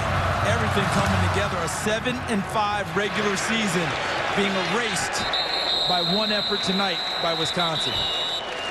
The players saying that, yes, we've had our ups and downs this year. However, we are the defending Big Ten champions, and we're getting back to the Rose Bowl, period. That's a really good point you're making, because this is a Wisconsin team that very easily could have come into this game sheepishly. Remember, they truly finished third in their division, behind Ohio State undefeated and Penn State, who beat them. Instead, they said, we're supposed to be here because they're on probation. That's too bad. Let's go prove something. Here's the handoff. Abdullah. And Wisconsin and all of the Big Ten, they get a pass this year because next year the Buckeyes are eligible. The Buckeyes ended this year undefeated. Urban Meyer in his first year, a genius. I don't know what it is about this man, but everywhere he goes, not only does he win, he crushes. Bowling Green, Utah, Florida, now Ohio State. And Braxton Miller's back to lead them. Burkhead running around the left side. And he goes out of bounds at the 45. Southwood and Mike Taylor combining on the tackle. See, and we talked about to start this half, Nebraska, show your character. And they're going to. They're going to fight till this thing is done. And Rex Burkhead epitomizes that. He could have shut this season down a long time ago with the knee injury. He hasn't. Also a top academic student of finals for the Campbell Award, meaning the academic Heisman as presented by the National Football Foundation. Martinez to throw it over the middle. He finds Jamal Turner. And what a block! Kenny Bell! Turner! Touchdown Nebraska! That's the best block we've seen this year. Flag on the play. Woo! Kenny Bell. Intellectual woods. And I think they're going to bring it back too, Gus. The defenseless player rule, I believe, is going to come into effect here.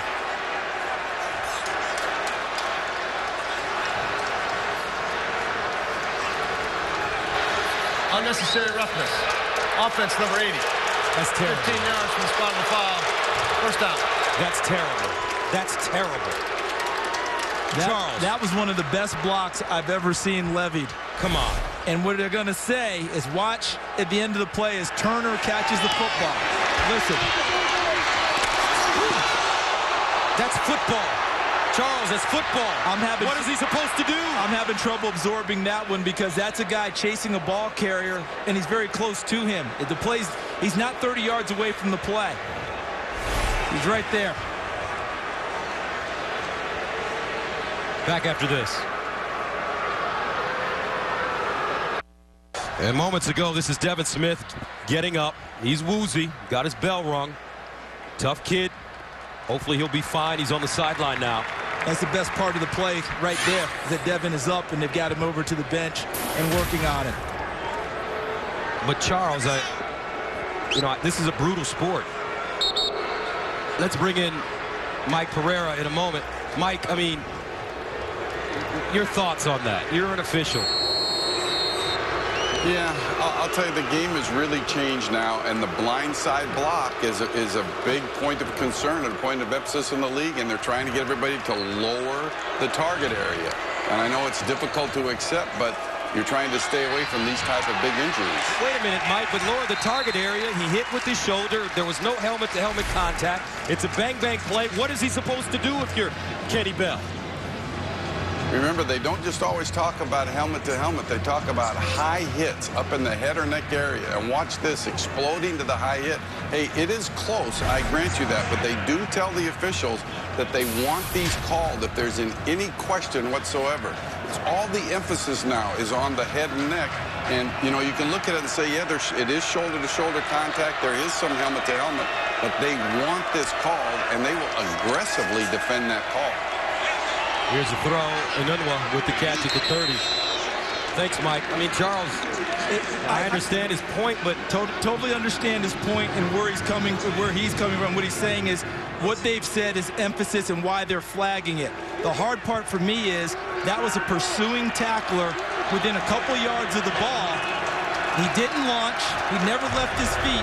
And if we're talking about target area, there's almost no target area anymore because you can't block low. It's waist up.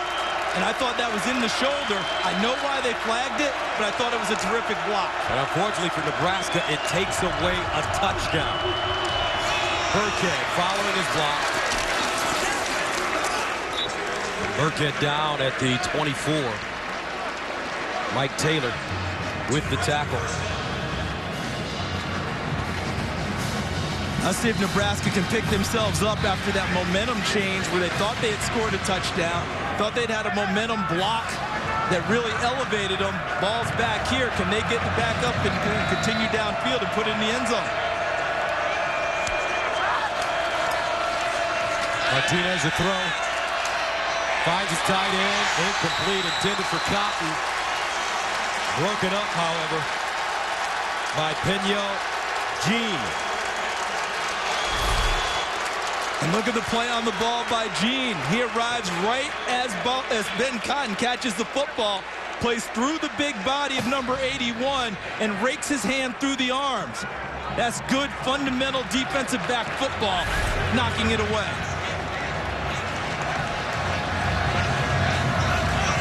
Come back from a broken foot in preseason. Peniel Jean was their starting nickelback all of last year. Second down and 10. Martinez looking, nobody open. Finally finds Burkhead out of the backfield, and he's taken down. Flag on the play. That came from the referee in the vicinity of the quarterback with Kelly draped on him. Or was that Hemer, 87?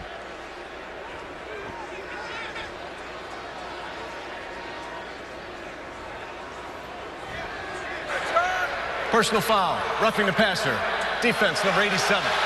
Half the distance from the end of the run. Automatic first down. Watch the quarterback Martinez. Yes, an excellent call. Not only is it well late, but he's diving at the knee of Taylor Martinez. That's a play, to me, that Ethan Hemer needs to check himself on. No call for that one at all to make that dive late at a quarterback after he's thrown the football. First down and 10 at the 11. Martinez keeping it. Explodes through the hole. Dives and touchdown.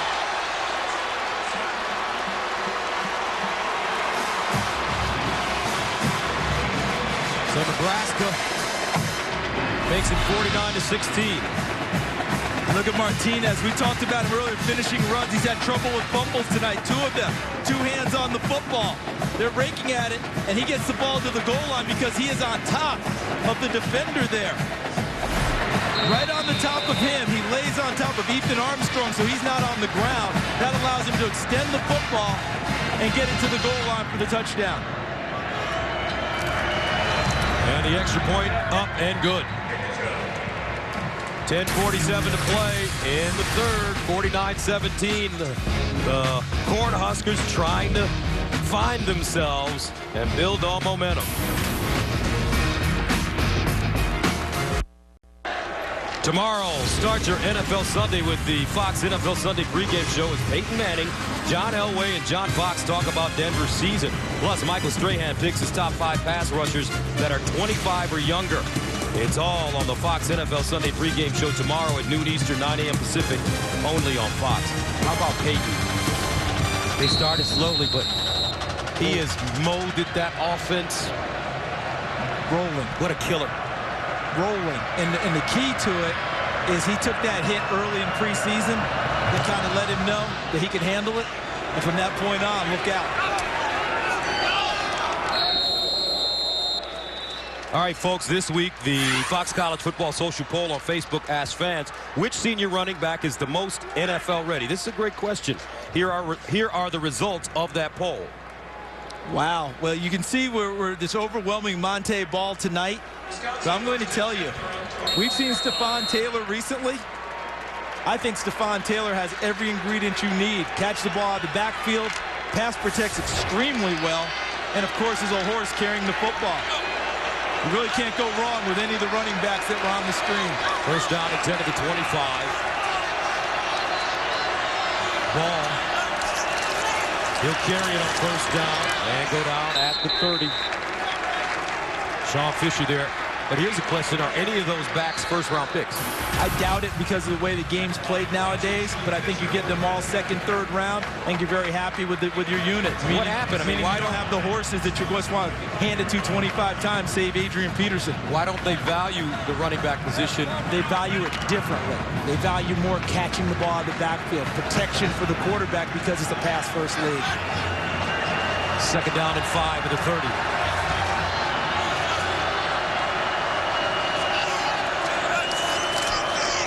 Here's Ball again, breaks it back, all sorts of running room. Nice little jitterbug move, gets to the 43. Damian Stafford with the tackle. And one thing I'm observing here, and tell me if you think I'm wrong, partner, the intensity we may have worried about coming out of the half after the first half, domination by Wisconsin, I think is back. I think the block by Kenny Bell has everyone up a little bit. I thought Ethan Hemer did something out of character going at Taylor Martinez's legs. I think the officials have to keep a wary eye now. I think these two teams are really going at each other hard. Ball again, watch out. Monte Ball down the sideline. Whoa, what a stiff arm. Rugged touchdown, 57 yards. Get out of my way. I'm going to Pasadena. Touchdown of the evening.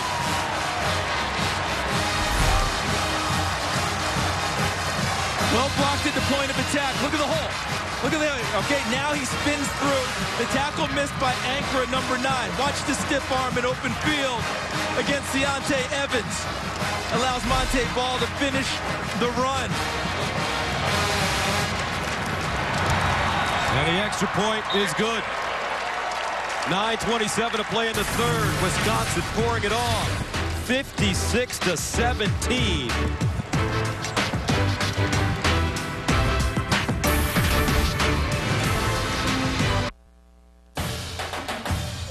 The Big Ten Championship on Fox is sponsored by the all-new Ford Fusion. Go further.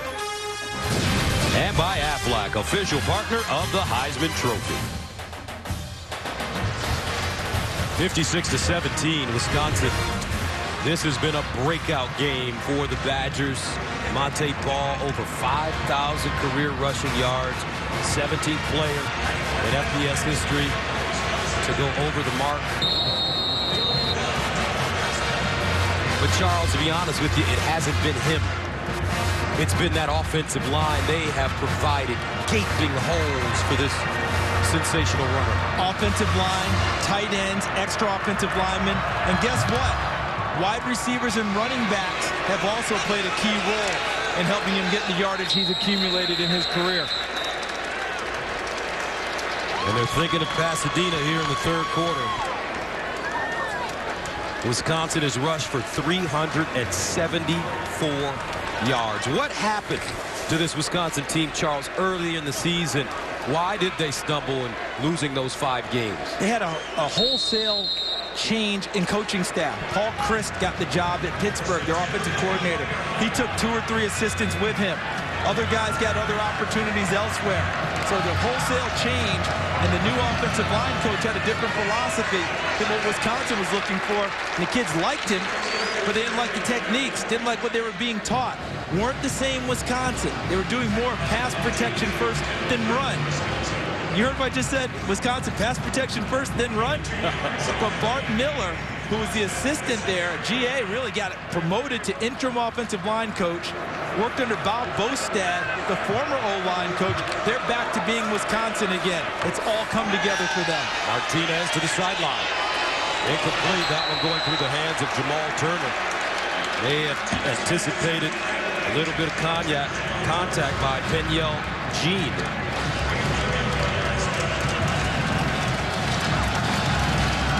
And that brings up 3rd down and 8.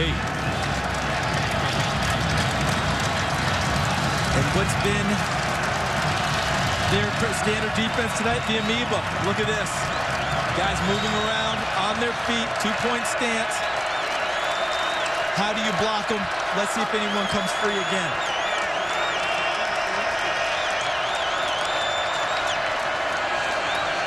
Martinez dumps it off incomplete. No answers for Wisconsin for this Nebraska squad. They do look confused. Just quicker to the football now, and really Nebraska was fortunate because I thought David Gilbert, number 11, got held on that play. Got away with it. Now it's 4th down, now have to punt it away again. Wisconsin on their toes in this game, doing all the punching, jabbing, and big power shots all game long. Denzel Doe back deep.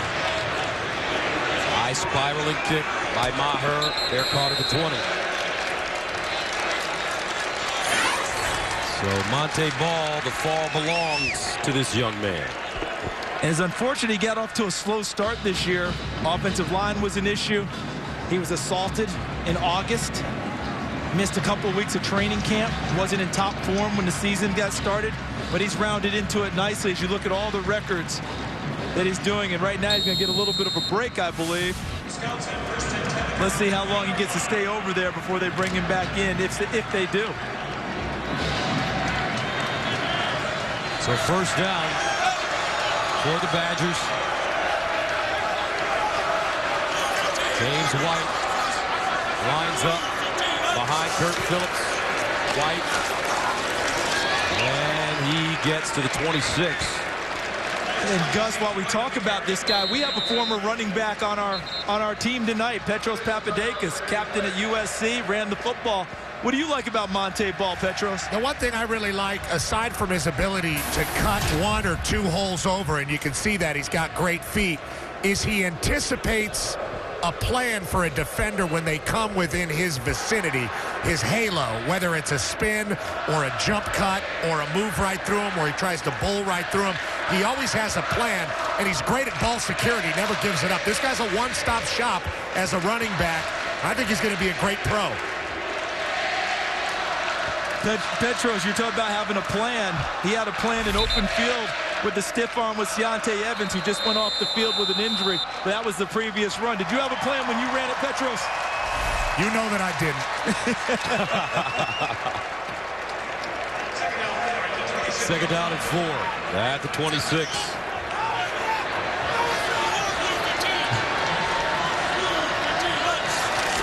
James White.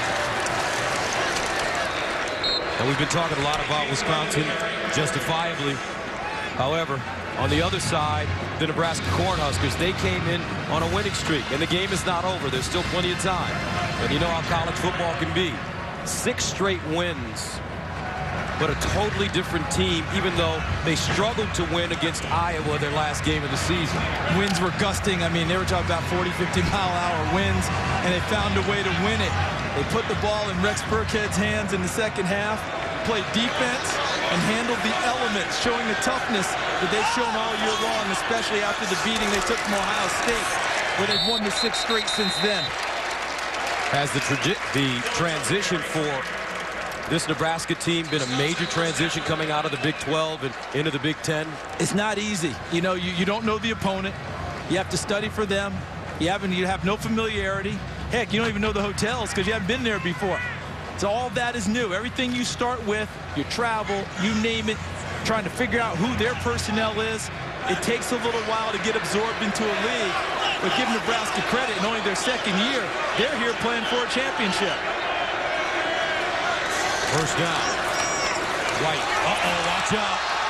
Watch out. Watch out. See you later.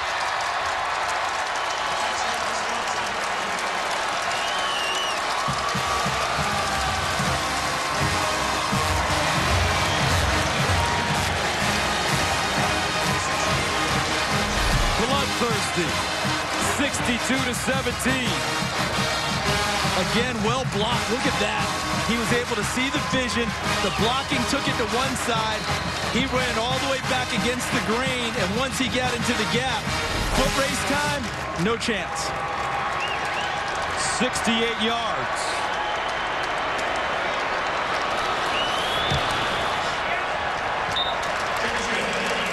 And this will not end quickly. 63-17. Wisconsin not finished.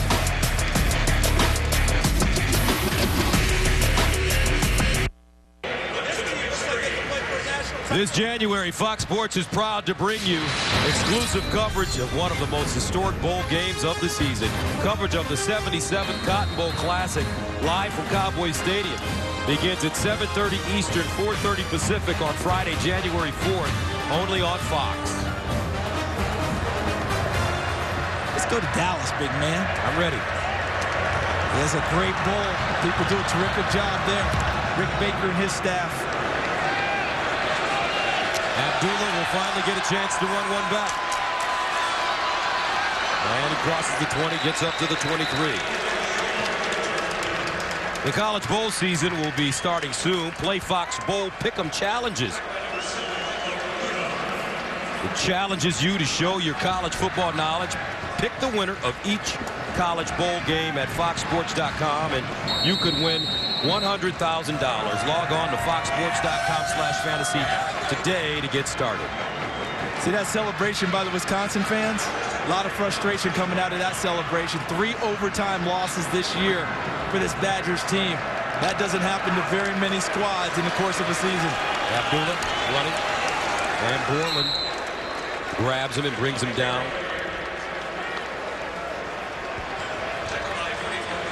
What a year Amir Abdullah has had, having to sub in for Rex Burkhead so often. Over 1,000 yards in the regular season. See Ron Brown there signaling plays in. He's the running backs coach. He's done an excellent job bringing that young man along.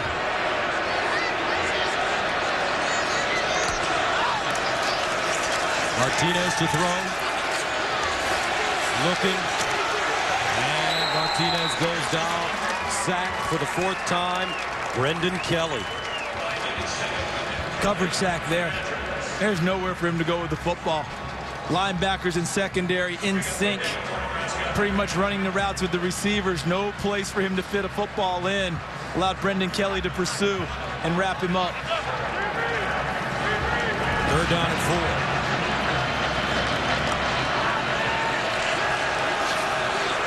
Martinez bounces out of the pocket, looking for the 1st down. Takes a hard hit at the end of the play. Looks like he doesn't get there. Ethan Armstrong and Chris Borland on the sideline.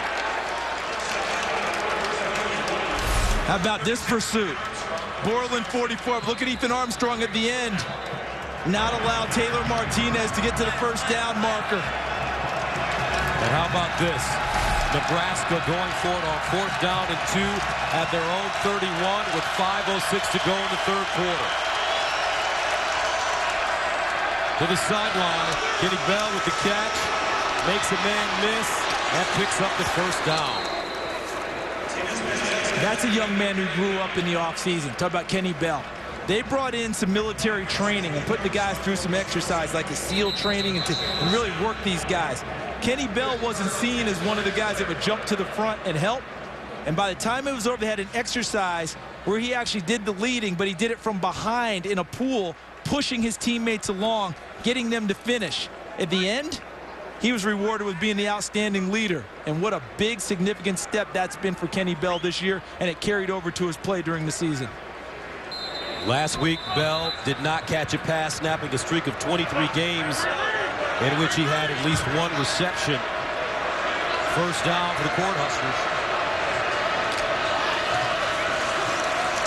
Martinez over the middle, incomplete. Inunwa, the intended receiver, that ball thrown a little bit low. Double move route too.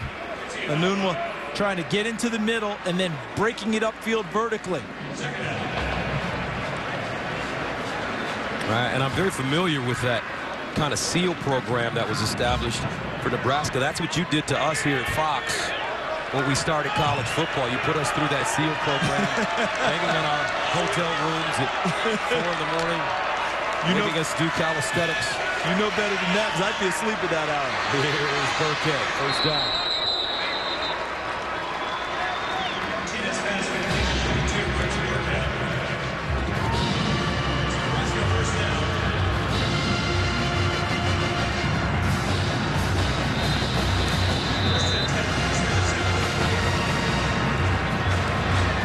From the 43. And Burkett lucky to get back to the line of scrimmage. And the guys inside have done a wonderful job for Wisconsin. Bo Allen, Ethan Hemer. Really tough men. Gilbert on the outside. Pat Muldoon, the other end, along with Brendan Kelly, Tyler Dippel. Martinez, incomplete. Inunwa slipping. He's trying to reach back for a ball that was behind him. He's coming into his break. If the ball hits him coming forward, should be a completion a little behind. He tried to put the brakes on. Tough catch if he makes it.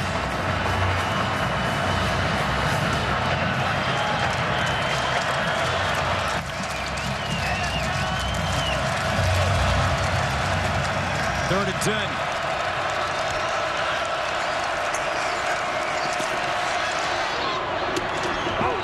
And a catch made at the 32.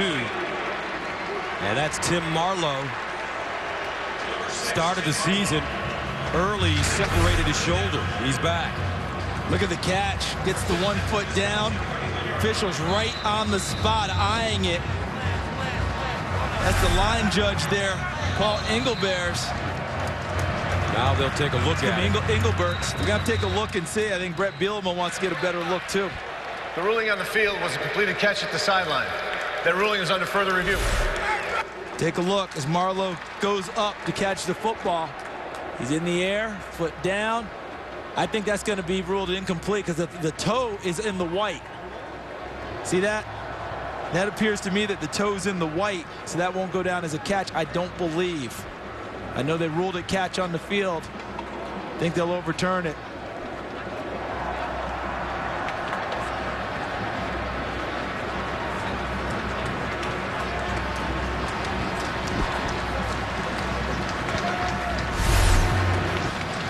You alluded to Marlowe, the separated shoulder, game 1. He came back, had collarbone problems later. That's a tough young man. Planning on going into coaching, Gus. And his coaching staff endorses him unequivocally. They think he's going to be a terrific coach. Kind of nice to be 21 or 22 years old and know exactly where you're going or what you want to do. Yeah, I'm 48. Still working out a plan.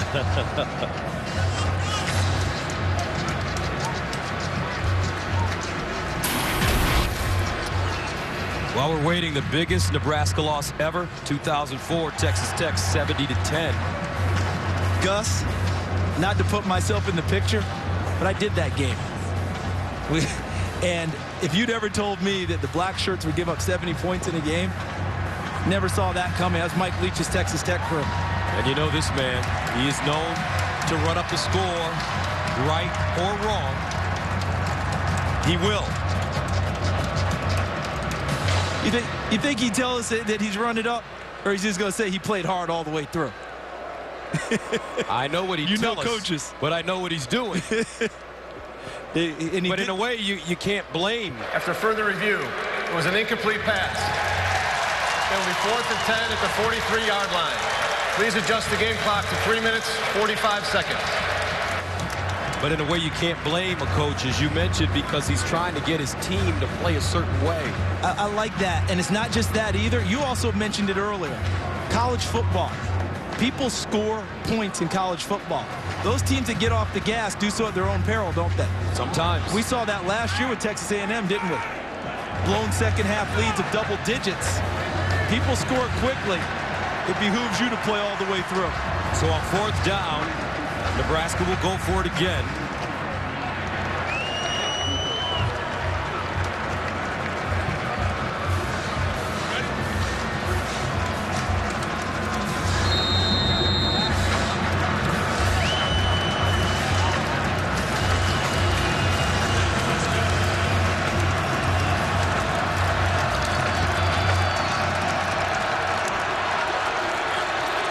Martinez heaves it up. Incomplete. Jamal Turner, the intended receiver. And Nebraska turns it over on downs. There's a whole lot of contact downfield with Desmond Southward, number 12, and number 10, Jamal Turner. But the officials chose to let them play and work it out. Kind of like that parent who has the siblings fighting. Just takes the broom and pushes them out the back door. You two work it out.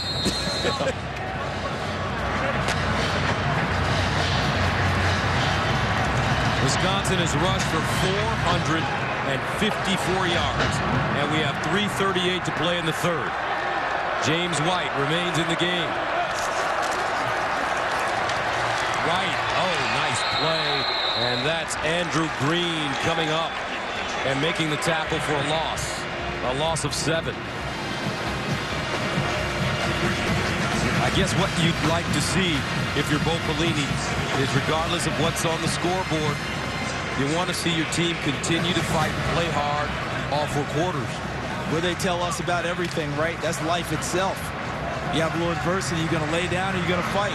Plus, they're going to evaluate you on film. The eye in the sky does not lie is the phrase used in all of football. How did you play when the chips were down? White again. And it's just amazing what we've seen from this Wisconsin offensive line. Rick Wagner, the left tackle. Ryan Groy, the left guard. Travis Frederick, the center. Kyle Costigan, the right guard. Rob Havenstein, the right tackle. These men are maulers, at least on this day. And don't forget to add in Zach Mathias, 75, Robert Burge, 64, who come in to form that barge formation where they have 9 guys on the line of scrimmage. James White. And in today's world of college football, we do a lot of Big 12 games. We do a lot of Pac-12 games. And it's a pass-happy league. Those leagues are. And to see this kind of smash mouth, no secrets. This is what we're going to do. Stop it. In a sense, it's refreshing. It's fun to watch, especially the way that Wisconsin goes about getting to it. All the window dressing they present with formation, shifts, motions. And each week they bring something new to the table, forcing you to do extra preparation to try and be ready for them. Right now I'm sitting here trying to recall. I'm thinking to myself, this team lost 5 games this year? Hard to believe. Burkhead on the run and dropped at the 25. Now, all season long, Fox Sports has been proud to partner with the Prostate Cancer Foundation, the world's largest supporter of prostate cancer research. 1 in 6 American men will be diagnosed with prostate cancer in their lifetime. Please join us and donate now at www.pcf.org/Fox Sports. It's something that hits with all of us. I'm quite sure all of us know someone who's battled it. Our colleague here at Fox Sports, Erin Andrews, her father battled it and won. Martinez sideline. Inunwa with the catch.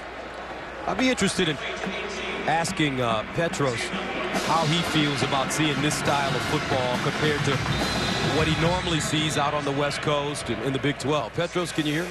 Yeah, guys, you know, it's really interesting because you look at who's going to the Rose Bowl from the Pac-12, and it's the most solid running football team, the Stanford Cardinals. Martinez. And Martinez in trouble again. Wants to run it. Martinez picks up the first down and gets out of bounds. Petros, continue your thought. Because we see so many of these spread offenses in the trends in college football, and most of all, you see the teams with the most success, like Alabama, LSU, this Wisconsin team the last few years, and the Stanford Cardinal under Jim Harbaugh and now David Shaw. They're all pro-style run football teams that have extra offensive linemen and 5 different tight ends. Am I wrong? No, you're right on target. That's what we're seeing. It's not that the spread teams can't win. A lot of them win big. That looks like that's a forward lateral, but I didn't see a flag. Abdullah. Get out of bounds, close to midfield. Nice effort by Rex Burkhead. I think he got away with one there. I don't know how that can't be forward. I mean, watch Rex Burkhead doing everything he can to make a play. Tried to pitch it there. Couldn't do it to Amir Abdullah. Now he spins and throws it. Wow. Fortunate. First down.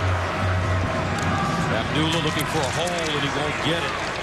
That's because David Gilbert and Chris Borland were there.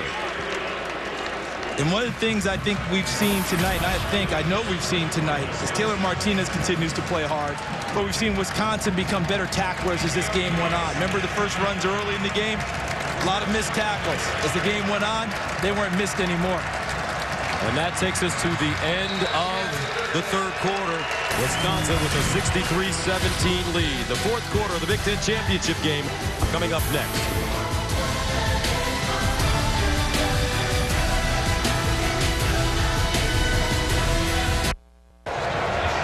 (63-17). They're jumping around like they do at Camp Randall here in Indy. And they don't even need the House of Pain music to do it. Nebraska and Wisconsin. Gus Johnson, Charles Davis, Julie Alexandria, Petros Papadakis. Second down and 9 at 49. Martinez throwing it up. Kenny Bell back there and couldn't hold on. What a flag on the play. Marcus Cromartie covering. Felt like he had a little arm bar going as they were running downfield. They were hand fighting for a while, and I thought he pinned him at the end, and that's why I think the flag came out. Pass interference. Defense number 14. 15 yards from the previous spot. Automatic first down. 14 working on 80. See him fight a little bit. He's right there. He's got the arm hooked a little bit. And the back judge, Robert Smith Jr., had the clear view from inside and threw the flag. Kenny Bell is down. This kid's played really hard this evening.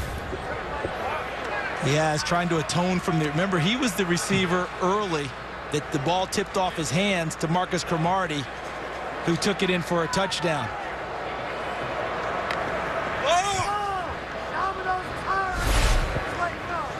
Look at the end of the play here as Bell goes for the football. And right there, Marcus Cromartie falls on his ankle. And that's what he clutches immediately. Kenny Bell, a sophomore, became only the second freshman in school history last year to lead the team in receptions, 32, and receiving yards, close to 500. In the meantime, let's go to Los Angeles. Erin Andrews. Hey, Gus, just want to update you. Kansas State, Texas. Kansas State up 21-17. Here's Tyler Lockett, 55-yard touchdown reception. K-State leading Texas 28-17. All right, thank you very much, Aaron. And what a season it's been for Kansas State. The one loss to Baylor, in a sense, spoiling their national championship hopes as Kenny Bell gets up. But how about Colin Klein? Prior to that loss to Baylor, was the Heisman front runner. Now some people think it may be Johnny Football, Johnny Manziel at Texas A&M. If I had a vote, I don't have a vote. You have a vote, Charles. I would still think that, you know, Colin Klein, he's got to still be in it. I don't understand when people took him and just removed him from one loss. People have lost it. Listen, Tim Tebow won the Heisman with 3 losses in the regular season. Ricky Williams, I think, was a 3 or 4 loss winner also with Texas and ran for 40-something yards in a game against Kansas State. One game shouldn't take you out of it. And by the way, Colin Klein was over 300 yards total offense in their loss. And Martinez sacked. Tyler Dipple, 5th sack of the night for Wisconsin. Health is a great thing for a football team. Tyler Dipple's been dinged up all year long, shoulder, ankle. He's healthy tonight. Chris Borland missed the last 2 games with a hamstring injury. Ethan Armstrong back healthy. Jared Alvarez went out of the Penn State game, came back healthy tonight. They've got their full complement of players, and all of them are contributing. Martinez, quarterback draw. And Taylor gets to the 35. Whoa, is he driven down hard by Chris Porter. That's a WWE move. No flag on the play. He essentially suplexed him, which is a wrestling move. No flag on the play. Big time tackle by Borland, putting him down. Crowd reacting. Martinez, the end of the play wrapped up, but the whistle is not blown, and Borland's taking him to the ground. Now, is that unnecessary roughness? I think that the way that they've called things tonight, I think it was borderline on it, but there was no whistle, and Borland was just taking him off his feet and planting him. Martinez will run it again. And Martinez held up by Brendan Kelly. Driven down again hard. Now flag. Officials are going to have to really get on this now because we've gotten to the chippy point of the game. We've got one team being blown out. Their pride is hurt in a big, big way. And now we've had some tough tackles down the stretch. See the Borland play? I thought on that one, it was how it looked at the end. Unnecessary roughness. Defense, number 11. 15 yards from the end of the run. Automatic first down. David Gilbert. See, I think the Borland play, it was how it looked at the end, much more than what he was doing. And now the officials are going to throw flags to try and get control. Nebraska and Wisconsin are meeting for just the 8th time in school history, but it's the 3rd meeting in the past 14 months in a series that dates back to 1901. And you know what the expression is, Gus, about familiarity, don't you? Breeds contempt. Exactly, and that's what we have now.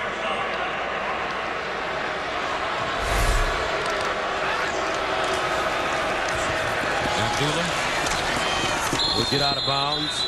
Nebraska has won 4 of the previous 7 games between these two teams, including that 30-27 win over the Badgers in Week 5. The series is 1-1 since Nebraska joined the Big Ten in 2011. Now remember, in Week 5, Nebraska pulled back and came back to win it after being down 27-10 at one point, winning at 30-27. Not tonight, though.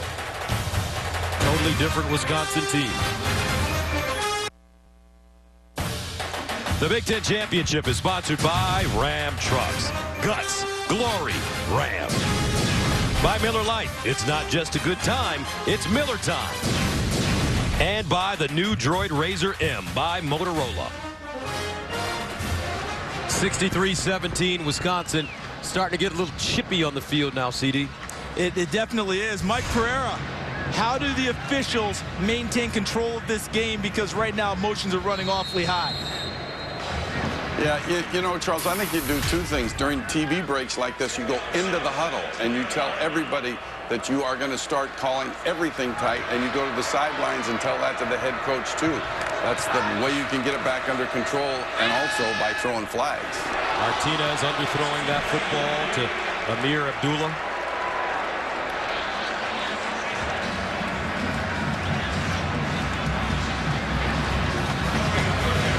Mike, thanks a lot for that, because that's the right thing, especially the preventive officiating, where you go out and you tell teams, here's what's going on. I can see it coming, guys. We see it as officials. This is what we're going to do. So both sides know, let's get this under control and finish this game with some class and some style, most of which they've exhibited all evening.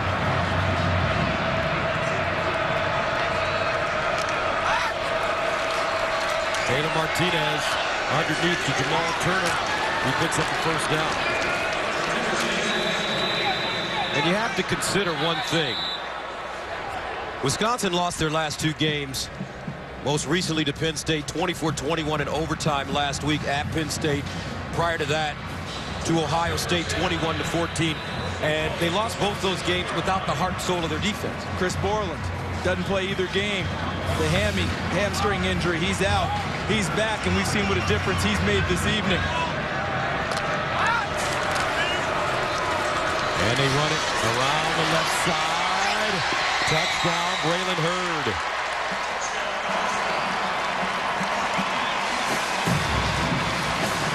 (63-23).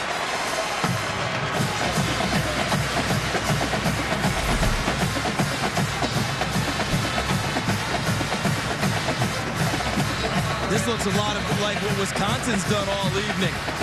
Getting to the corner, and Braylon Hurd able to turn it with good blocking on the edge. Extra point up, and good. Nebraska continuing to fight. They get in the end zone, 12-14 to go, 63-24.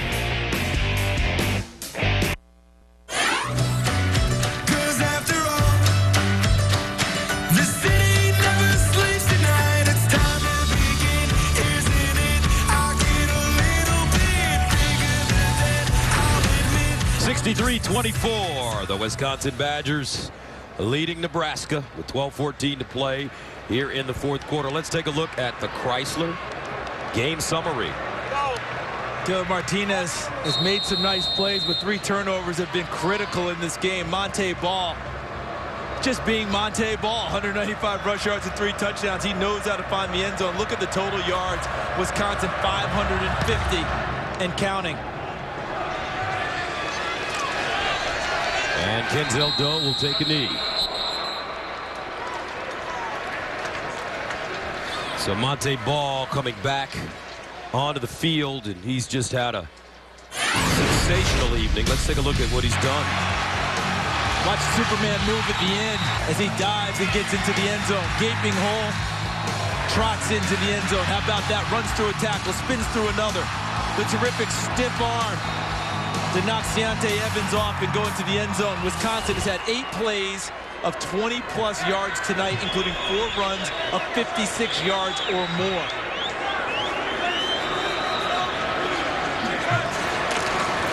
Here's Ball.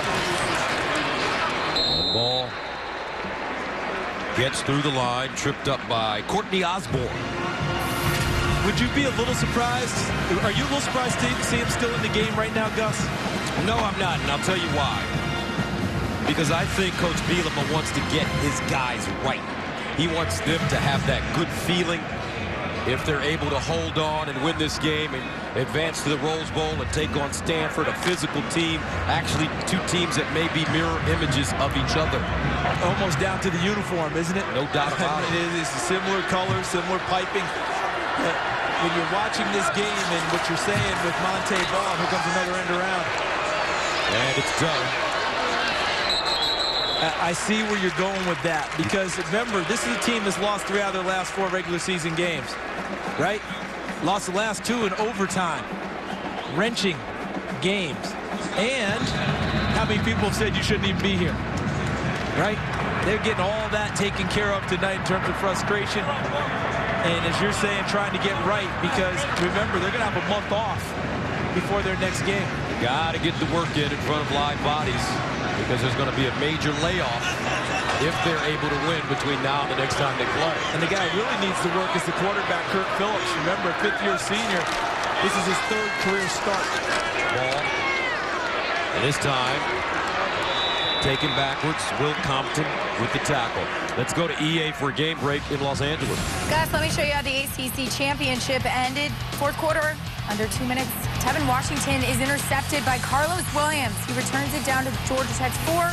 Florida State wins 21-15. It's the Noles' first ACC title since 2005. All right, thank you very much, Aaron. And the big rumor here in Indianapolis, Big Ten country, is that Georgia Tech may be interested in coming over to the Big Ten. They've already snatched Maryland out of the ACC. Ball spinning.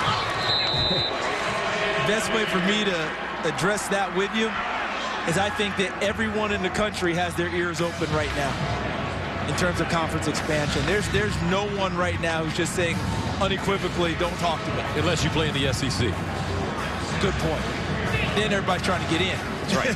No one's trying to leave. But when we were kids, if you'd ever told me the ACC would lose teams, I would have told you not a chance. But things have changed in a big way in 2012. Monte Ball coming out of the game. 21 carries, 202 yards, and 3 touchdowns. He's done enough. He's done enough. Melvin Gordon at the 40. Gets to the sideline. Melvin Gordon still running. And out of bounds. He couldn't keep his footing. Out of bounds at the 10. That play, 46 yards. Has that play ever not broken big tonight for Wisconsin? It has been a big one. Melvin Gordon was averaging 38 yards a run before this run. At halftime, 4 runs for 152 yards. Trying to keep his balance and stay in bounds. Look at him striding before that foot there, I believe, hits the white. Wisconsin threatening again. First down and goal at the 10-yard line. White, touchdown.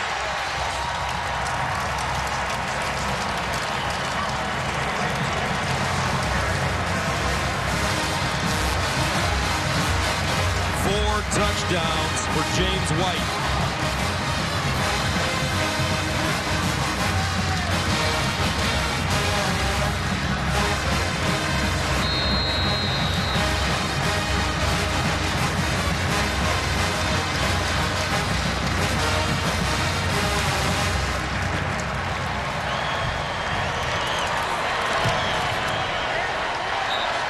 To 24.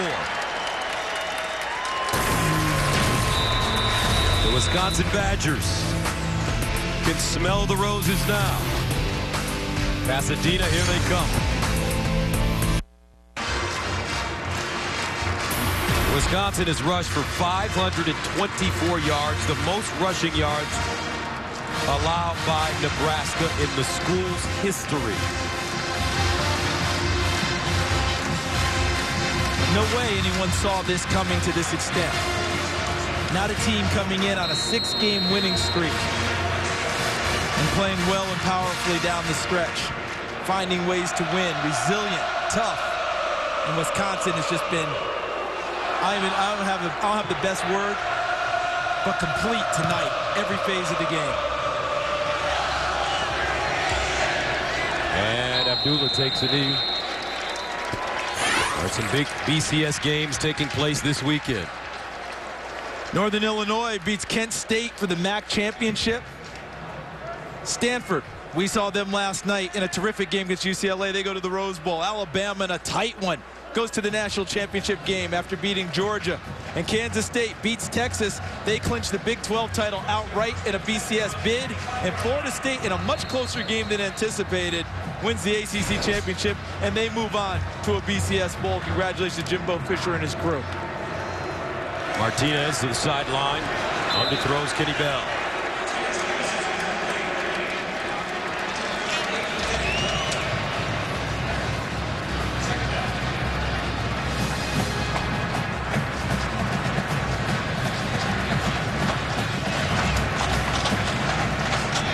Playing for pride right now if you're Nebraska. Trying to finish out. Disappointing outcome. But as the coaches always say, it's important to play to the final whistle. Rex Burkhead, not a lot of room around that right side. Warren Herring with the tackle. And Gus, we're talking now Rose Bowl, Stanford, Wisconsin. What a game that could be. This is the old through the looking glass. And they see each other, and it looks awfully familiar. It's good that both of them are going to get a month off before they play. Because I'm telling you, when they line up and kick it off in Pasadena, there will be broken glass everywhere. Martinez underneath Jamal Turner. And Turner stopped. It'll be interesting to see Chase Thomas and Shane Scove. Reynolds against this big offensive line of Wisconsin and this defense led by Borland. It's going to be something, isn't it? That'll be something. No, they're punting the ball away. We have to ask Petros what he thinks about this when we get an opportunity. When we come back after this is done, this sequence is over. I can't wait to get his thoughts on these two teams going at it. And out of bounds. 7:32 to play in the fourth. This is what they're playing for and more. The Big Ten Conference Championship trophy. Looks like it's heading to Madison again.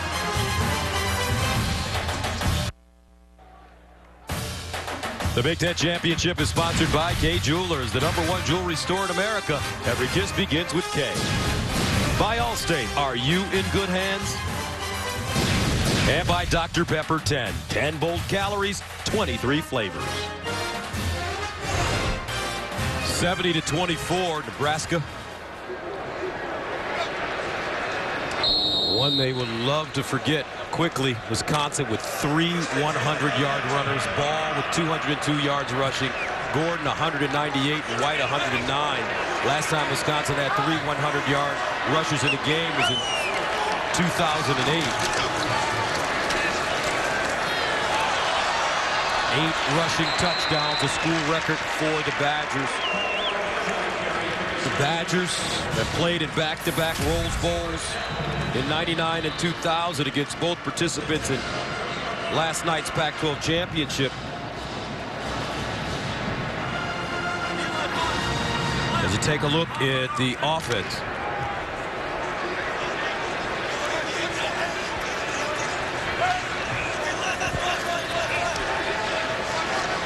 First down and 10.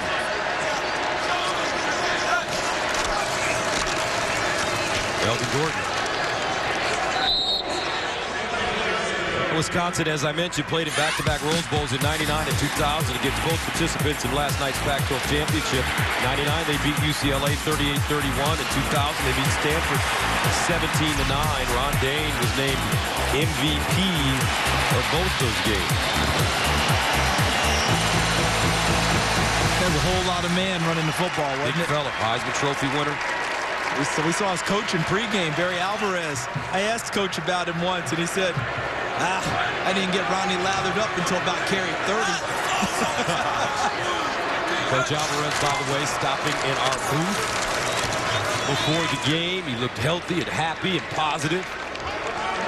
There's a man, Charles, that I think left the game of college football way too soon. There he is. There he is. In terms of the coaching, yeah, still the athletic director of Wisconsin. So many people you know have rang his phone over the years since he got out of coaching because they know that man would build them a winner.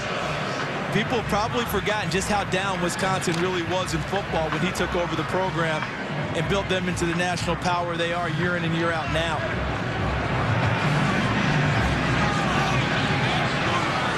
One of the great coaching jobs in college football history.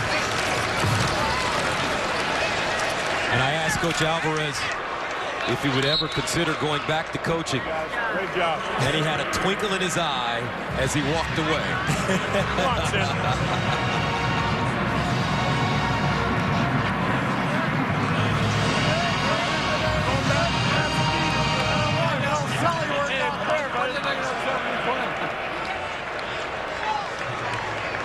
You can tell, you can always see the winners, can't you? Yeah, you can. Nothing like it. That relaxed, happy laughter. No matter what you say, there's a giggle that goes with it, a smile. They've earned it tonight. It's really interesting when you talk about coaches. When they win, they love it. When they lose, there's a knot in their stomach, as they tell us, that doesn't go away quickly.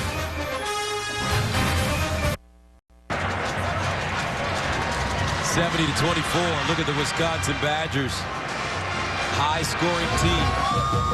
I wonder what Bo Ryan is thinking. This team just scored 54 points in their win against Virginia. You mean that swing offense wasn't producing as normal that night? Because we've seen them put up some points before. It's a tough night for the Badgers shooting it, maybe. They lost 60-54 to UVA. You've seen that Badger basketball team a lot, Gus. Any doubt in your mind you'll be seeing hey, come March and April, they're hard to deal with, aren't they? Tell you what, a loss like that for Bo Ryan just gives him plenty of ammunition to go to practice. Practice, practice, practice. They'll be ready to go. What a personality, Coach Ryan. Love being around him and his program.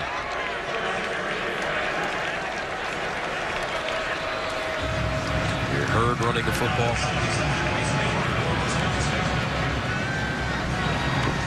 And Bo Pelini is letting his frontline guys finish this game out. You notice that? He's not taking them out. Almost a message. I don't think it's a punishment. I think it's simply such pride that you have. I'm not going to take you out of the game because I know you guys don't quit. You're competitors. I'm going to let you play it out. Here's Hurd. And Hurd down at the 31. So what's the future look like now as we head into the bowl season, Charles, and not to put you on the spot for this Nebraska team? This is going to be a heavy deal for Bo and his staff, Bo Pelini and his staff, in terms of picking these guys up. This will now be the third championship game they've played in 4 seasons. 2 of them in the Big 12, 1 here in the Big 10, and they haven't won any of them. And this has been such a crushing defeat. They'll have to work more mentally on his football team, I think, than physically, and find out if they bounce back. The good thing is that's all we've seen out of Nebraska this year. The loss at UCLA, they bounce back and win games. They get blown out at Ohio State in Bo Pelini's return to his alma mater. They win 6 straight after that. I wouldn't be surprised, bowl time, that this team from Nebraska is ready. So whoever they're going to deal with, whoever has to deal with them, they better come prepared.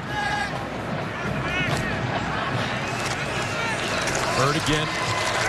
Runs into a crowd.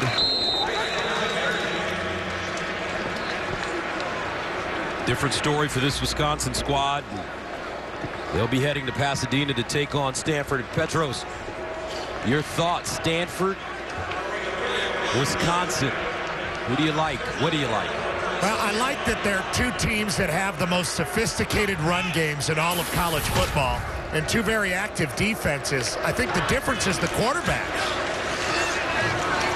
Here's Martinez. Taylor Martinez running again. It goes down at the 35. Petros, finish your thought. I mean, when you look at what Hogan's done at Stanford in just his 4 starts and some extended time against Colorado, I mean, he's really got people excited about the future of Stanford football. And in this situation in Wisconsin, I mean, you look at a guy like Kurt Phillips, who's got a redemptive story, kind of like this football team in this game. So, going to be 2 great storylines going into it. Imani Cross will run it. They're looking for the Gatorade bath for Coach Bielema. Still looks like someone dumped it out, didn't they? Or did they finally get one? I think Brett Bielema probably said when we get way up, he told the equipment managers, remember, you work for me? And the trainers? No, I think they have it, Charles. I think they're trying to sneak it. Chris Borland's leading the way. Here's Imani Cross again. Is Chris Borland assuming the Harry Carson role? Let's see. It looks like they have something in their hands. No, they don't. Brett got... Oh, yes, they do. Oh. Ice water. That's going to be a tough one for Coach Bielema. That's just not right.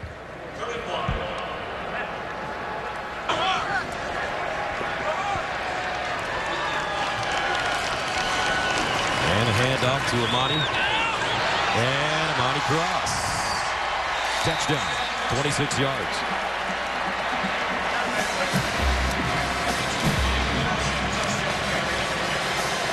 Freshman from Gainesville, Georgia.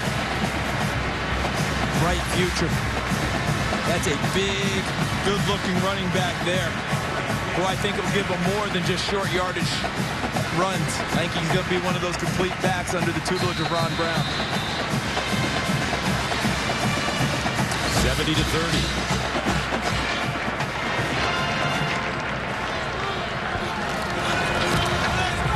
Extra point good. 51 seconds remaining. Back to Indianapolis right after this.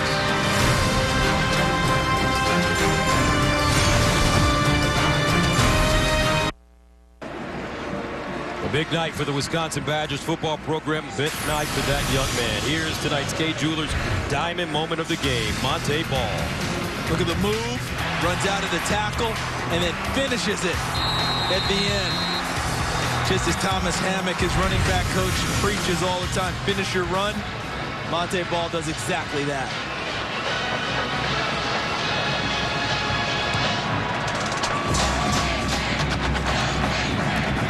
And a knee in the end zone once again. With 51 seconds to go, Wisconsin comes on the field. They will take a knee and run this one out and set their sights on the Rose Bowl as back-to-back Big Ten champions. And Coach Bielema finally getting the Gatorade back, and that was all ice water, folks. Oh, man. They got it. When you win big, it refreshes. Otherwise, that's just plain cold. Congratulations to Wisconsin. Turbulent season. Unexpected losses, injuries, coaches fired. But in the end, they wind up in the same place they were last year, in the Rose Bowl. How about the credit, not just to Brett Bielema tonight, but his whole entire coaching staff led by offense coordinator Matt Canada, defense coordinator Chris Ash. The plan that they had tonight and let their team execute was one of the better ones we've seen, I believe, this season. Just tremendous, a complete victory. Third straight Rose Bowl appearance for Coach Bielema, 42 years old, as he heads to Pasadena where Stanford awaits. Last 2 years, Wisconsin losing 45-38 last year to Oregon and 21-19 to TCU the previous year.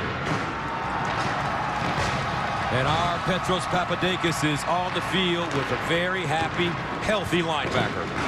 Chris Borland down here, guys. What a performance. You miss a few games with the hamstring. How sweet was it to get back on the field and earn a victory with your teammates tonight? It felt so good. The last couple of weeks have been tough. We played well as a team, but I couldn't contribute. But this was just terrific. So glad. How could you expect such a lopsided victory in this game? What were you guys doing to cause so much trouble for Nebraska's offense? Yeah, I think unlike 5 times this year, the ball bounced our way. So we'll take it. All right. Have fun in Pasadena, Chris. Congratulations. Gus? And thank you very much. Now let's go to Julie Alexandria.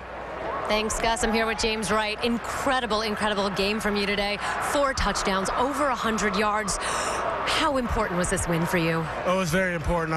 We knew what was at stake for this game, and we just wanted to come out and play a full 4-quarter game, and that's what we didn't play the first time we played them, so we just wanted to play a physical game, and that's what we did. Now I have to ask you, some critics question the fact of whether you guys should be here or not tonight to play in this Big Ten championship with a 7-5 season. What do you have to say to those critics? I mean, it wasn't in our control. I mean, some other schools did, so we were placed in the situation, and we took advantage of what was there. You certainly did. Congratulations. Thank you. Rose Bowl bound. Gus, back to you. All right, thank you very much, Julie. 639 yards in total offense for Wisconsin, 538 yards rushing. Pasadena, here they come. Gus, thanks so much. Did you hear that? That was Wisconsin scoring again. No, a convincing win by the Badgers tonight. Congratulations to them. Next on the AT&T postgame, we'll head back out to Indy for the trophy presentation, and the MVP will be named. That's next on the AT&T Big Ten Championship postgame.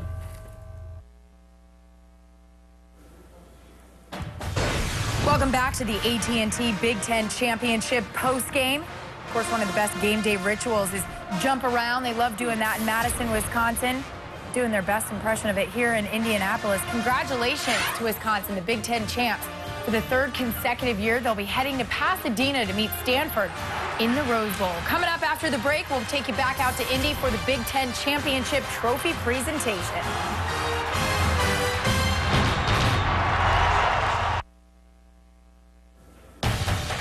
Welcome back to the AT&T Big Ten Championship postgame. It's now time for the trophy presentation. Let's send it out to our Charles Davis. All right, thank you, Aaron. And I guess we know why we're up here on this podium to present the championship trophy to the University of Wisconsin.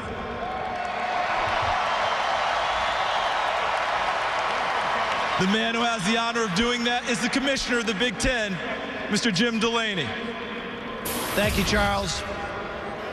Before presenting the trophy to this year's 2012 Big Ten champion and our representative to the Rose Bowl, let's everybody give a hand for Nebraska for the great year they had.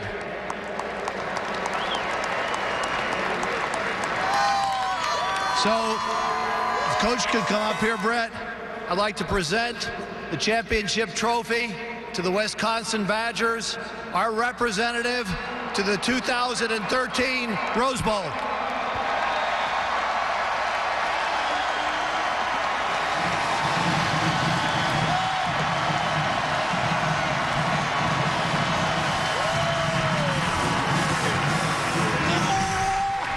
Coach Bielema, you come in here 7-5. Many people talking about that. You lose 3 out of your last 4, a lot of overtime games. But I saw you earlier this week, and you had that spark in your eye.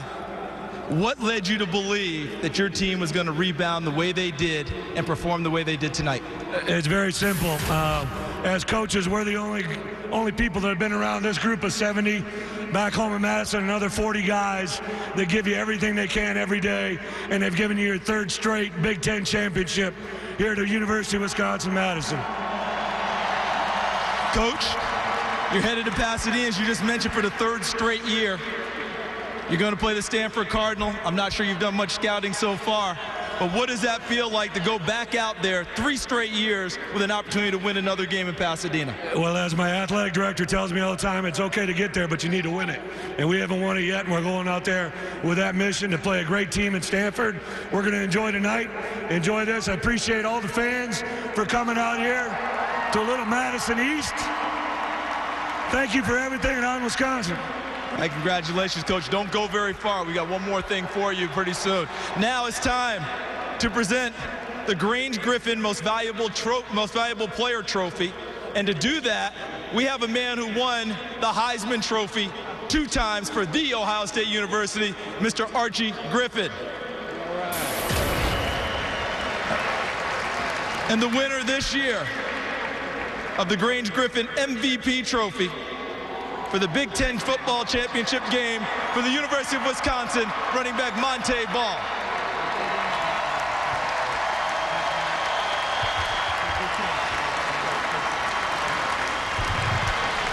Monte, tough start to the season with the off the field where things went wrong for you. You missed a little bit of camp, but you rounded into form. What about tonight and the big fellas blocking for you to let you get the 200-plus yards? I mean, this trophy right here is not just for me. It's for the offensive linemen, all the other running backs that contributed today, and really for the entire team.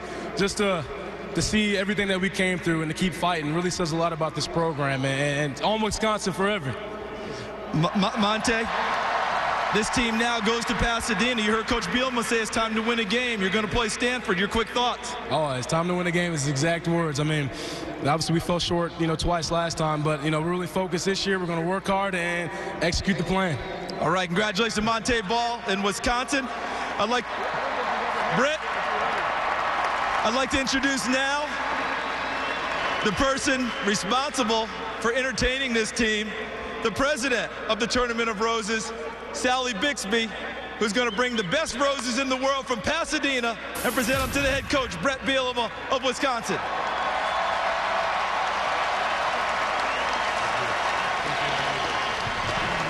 Congratulations to both teams, especially the University of Wisconsin, the 2012 Big Ten champions.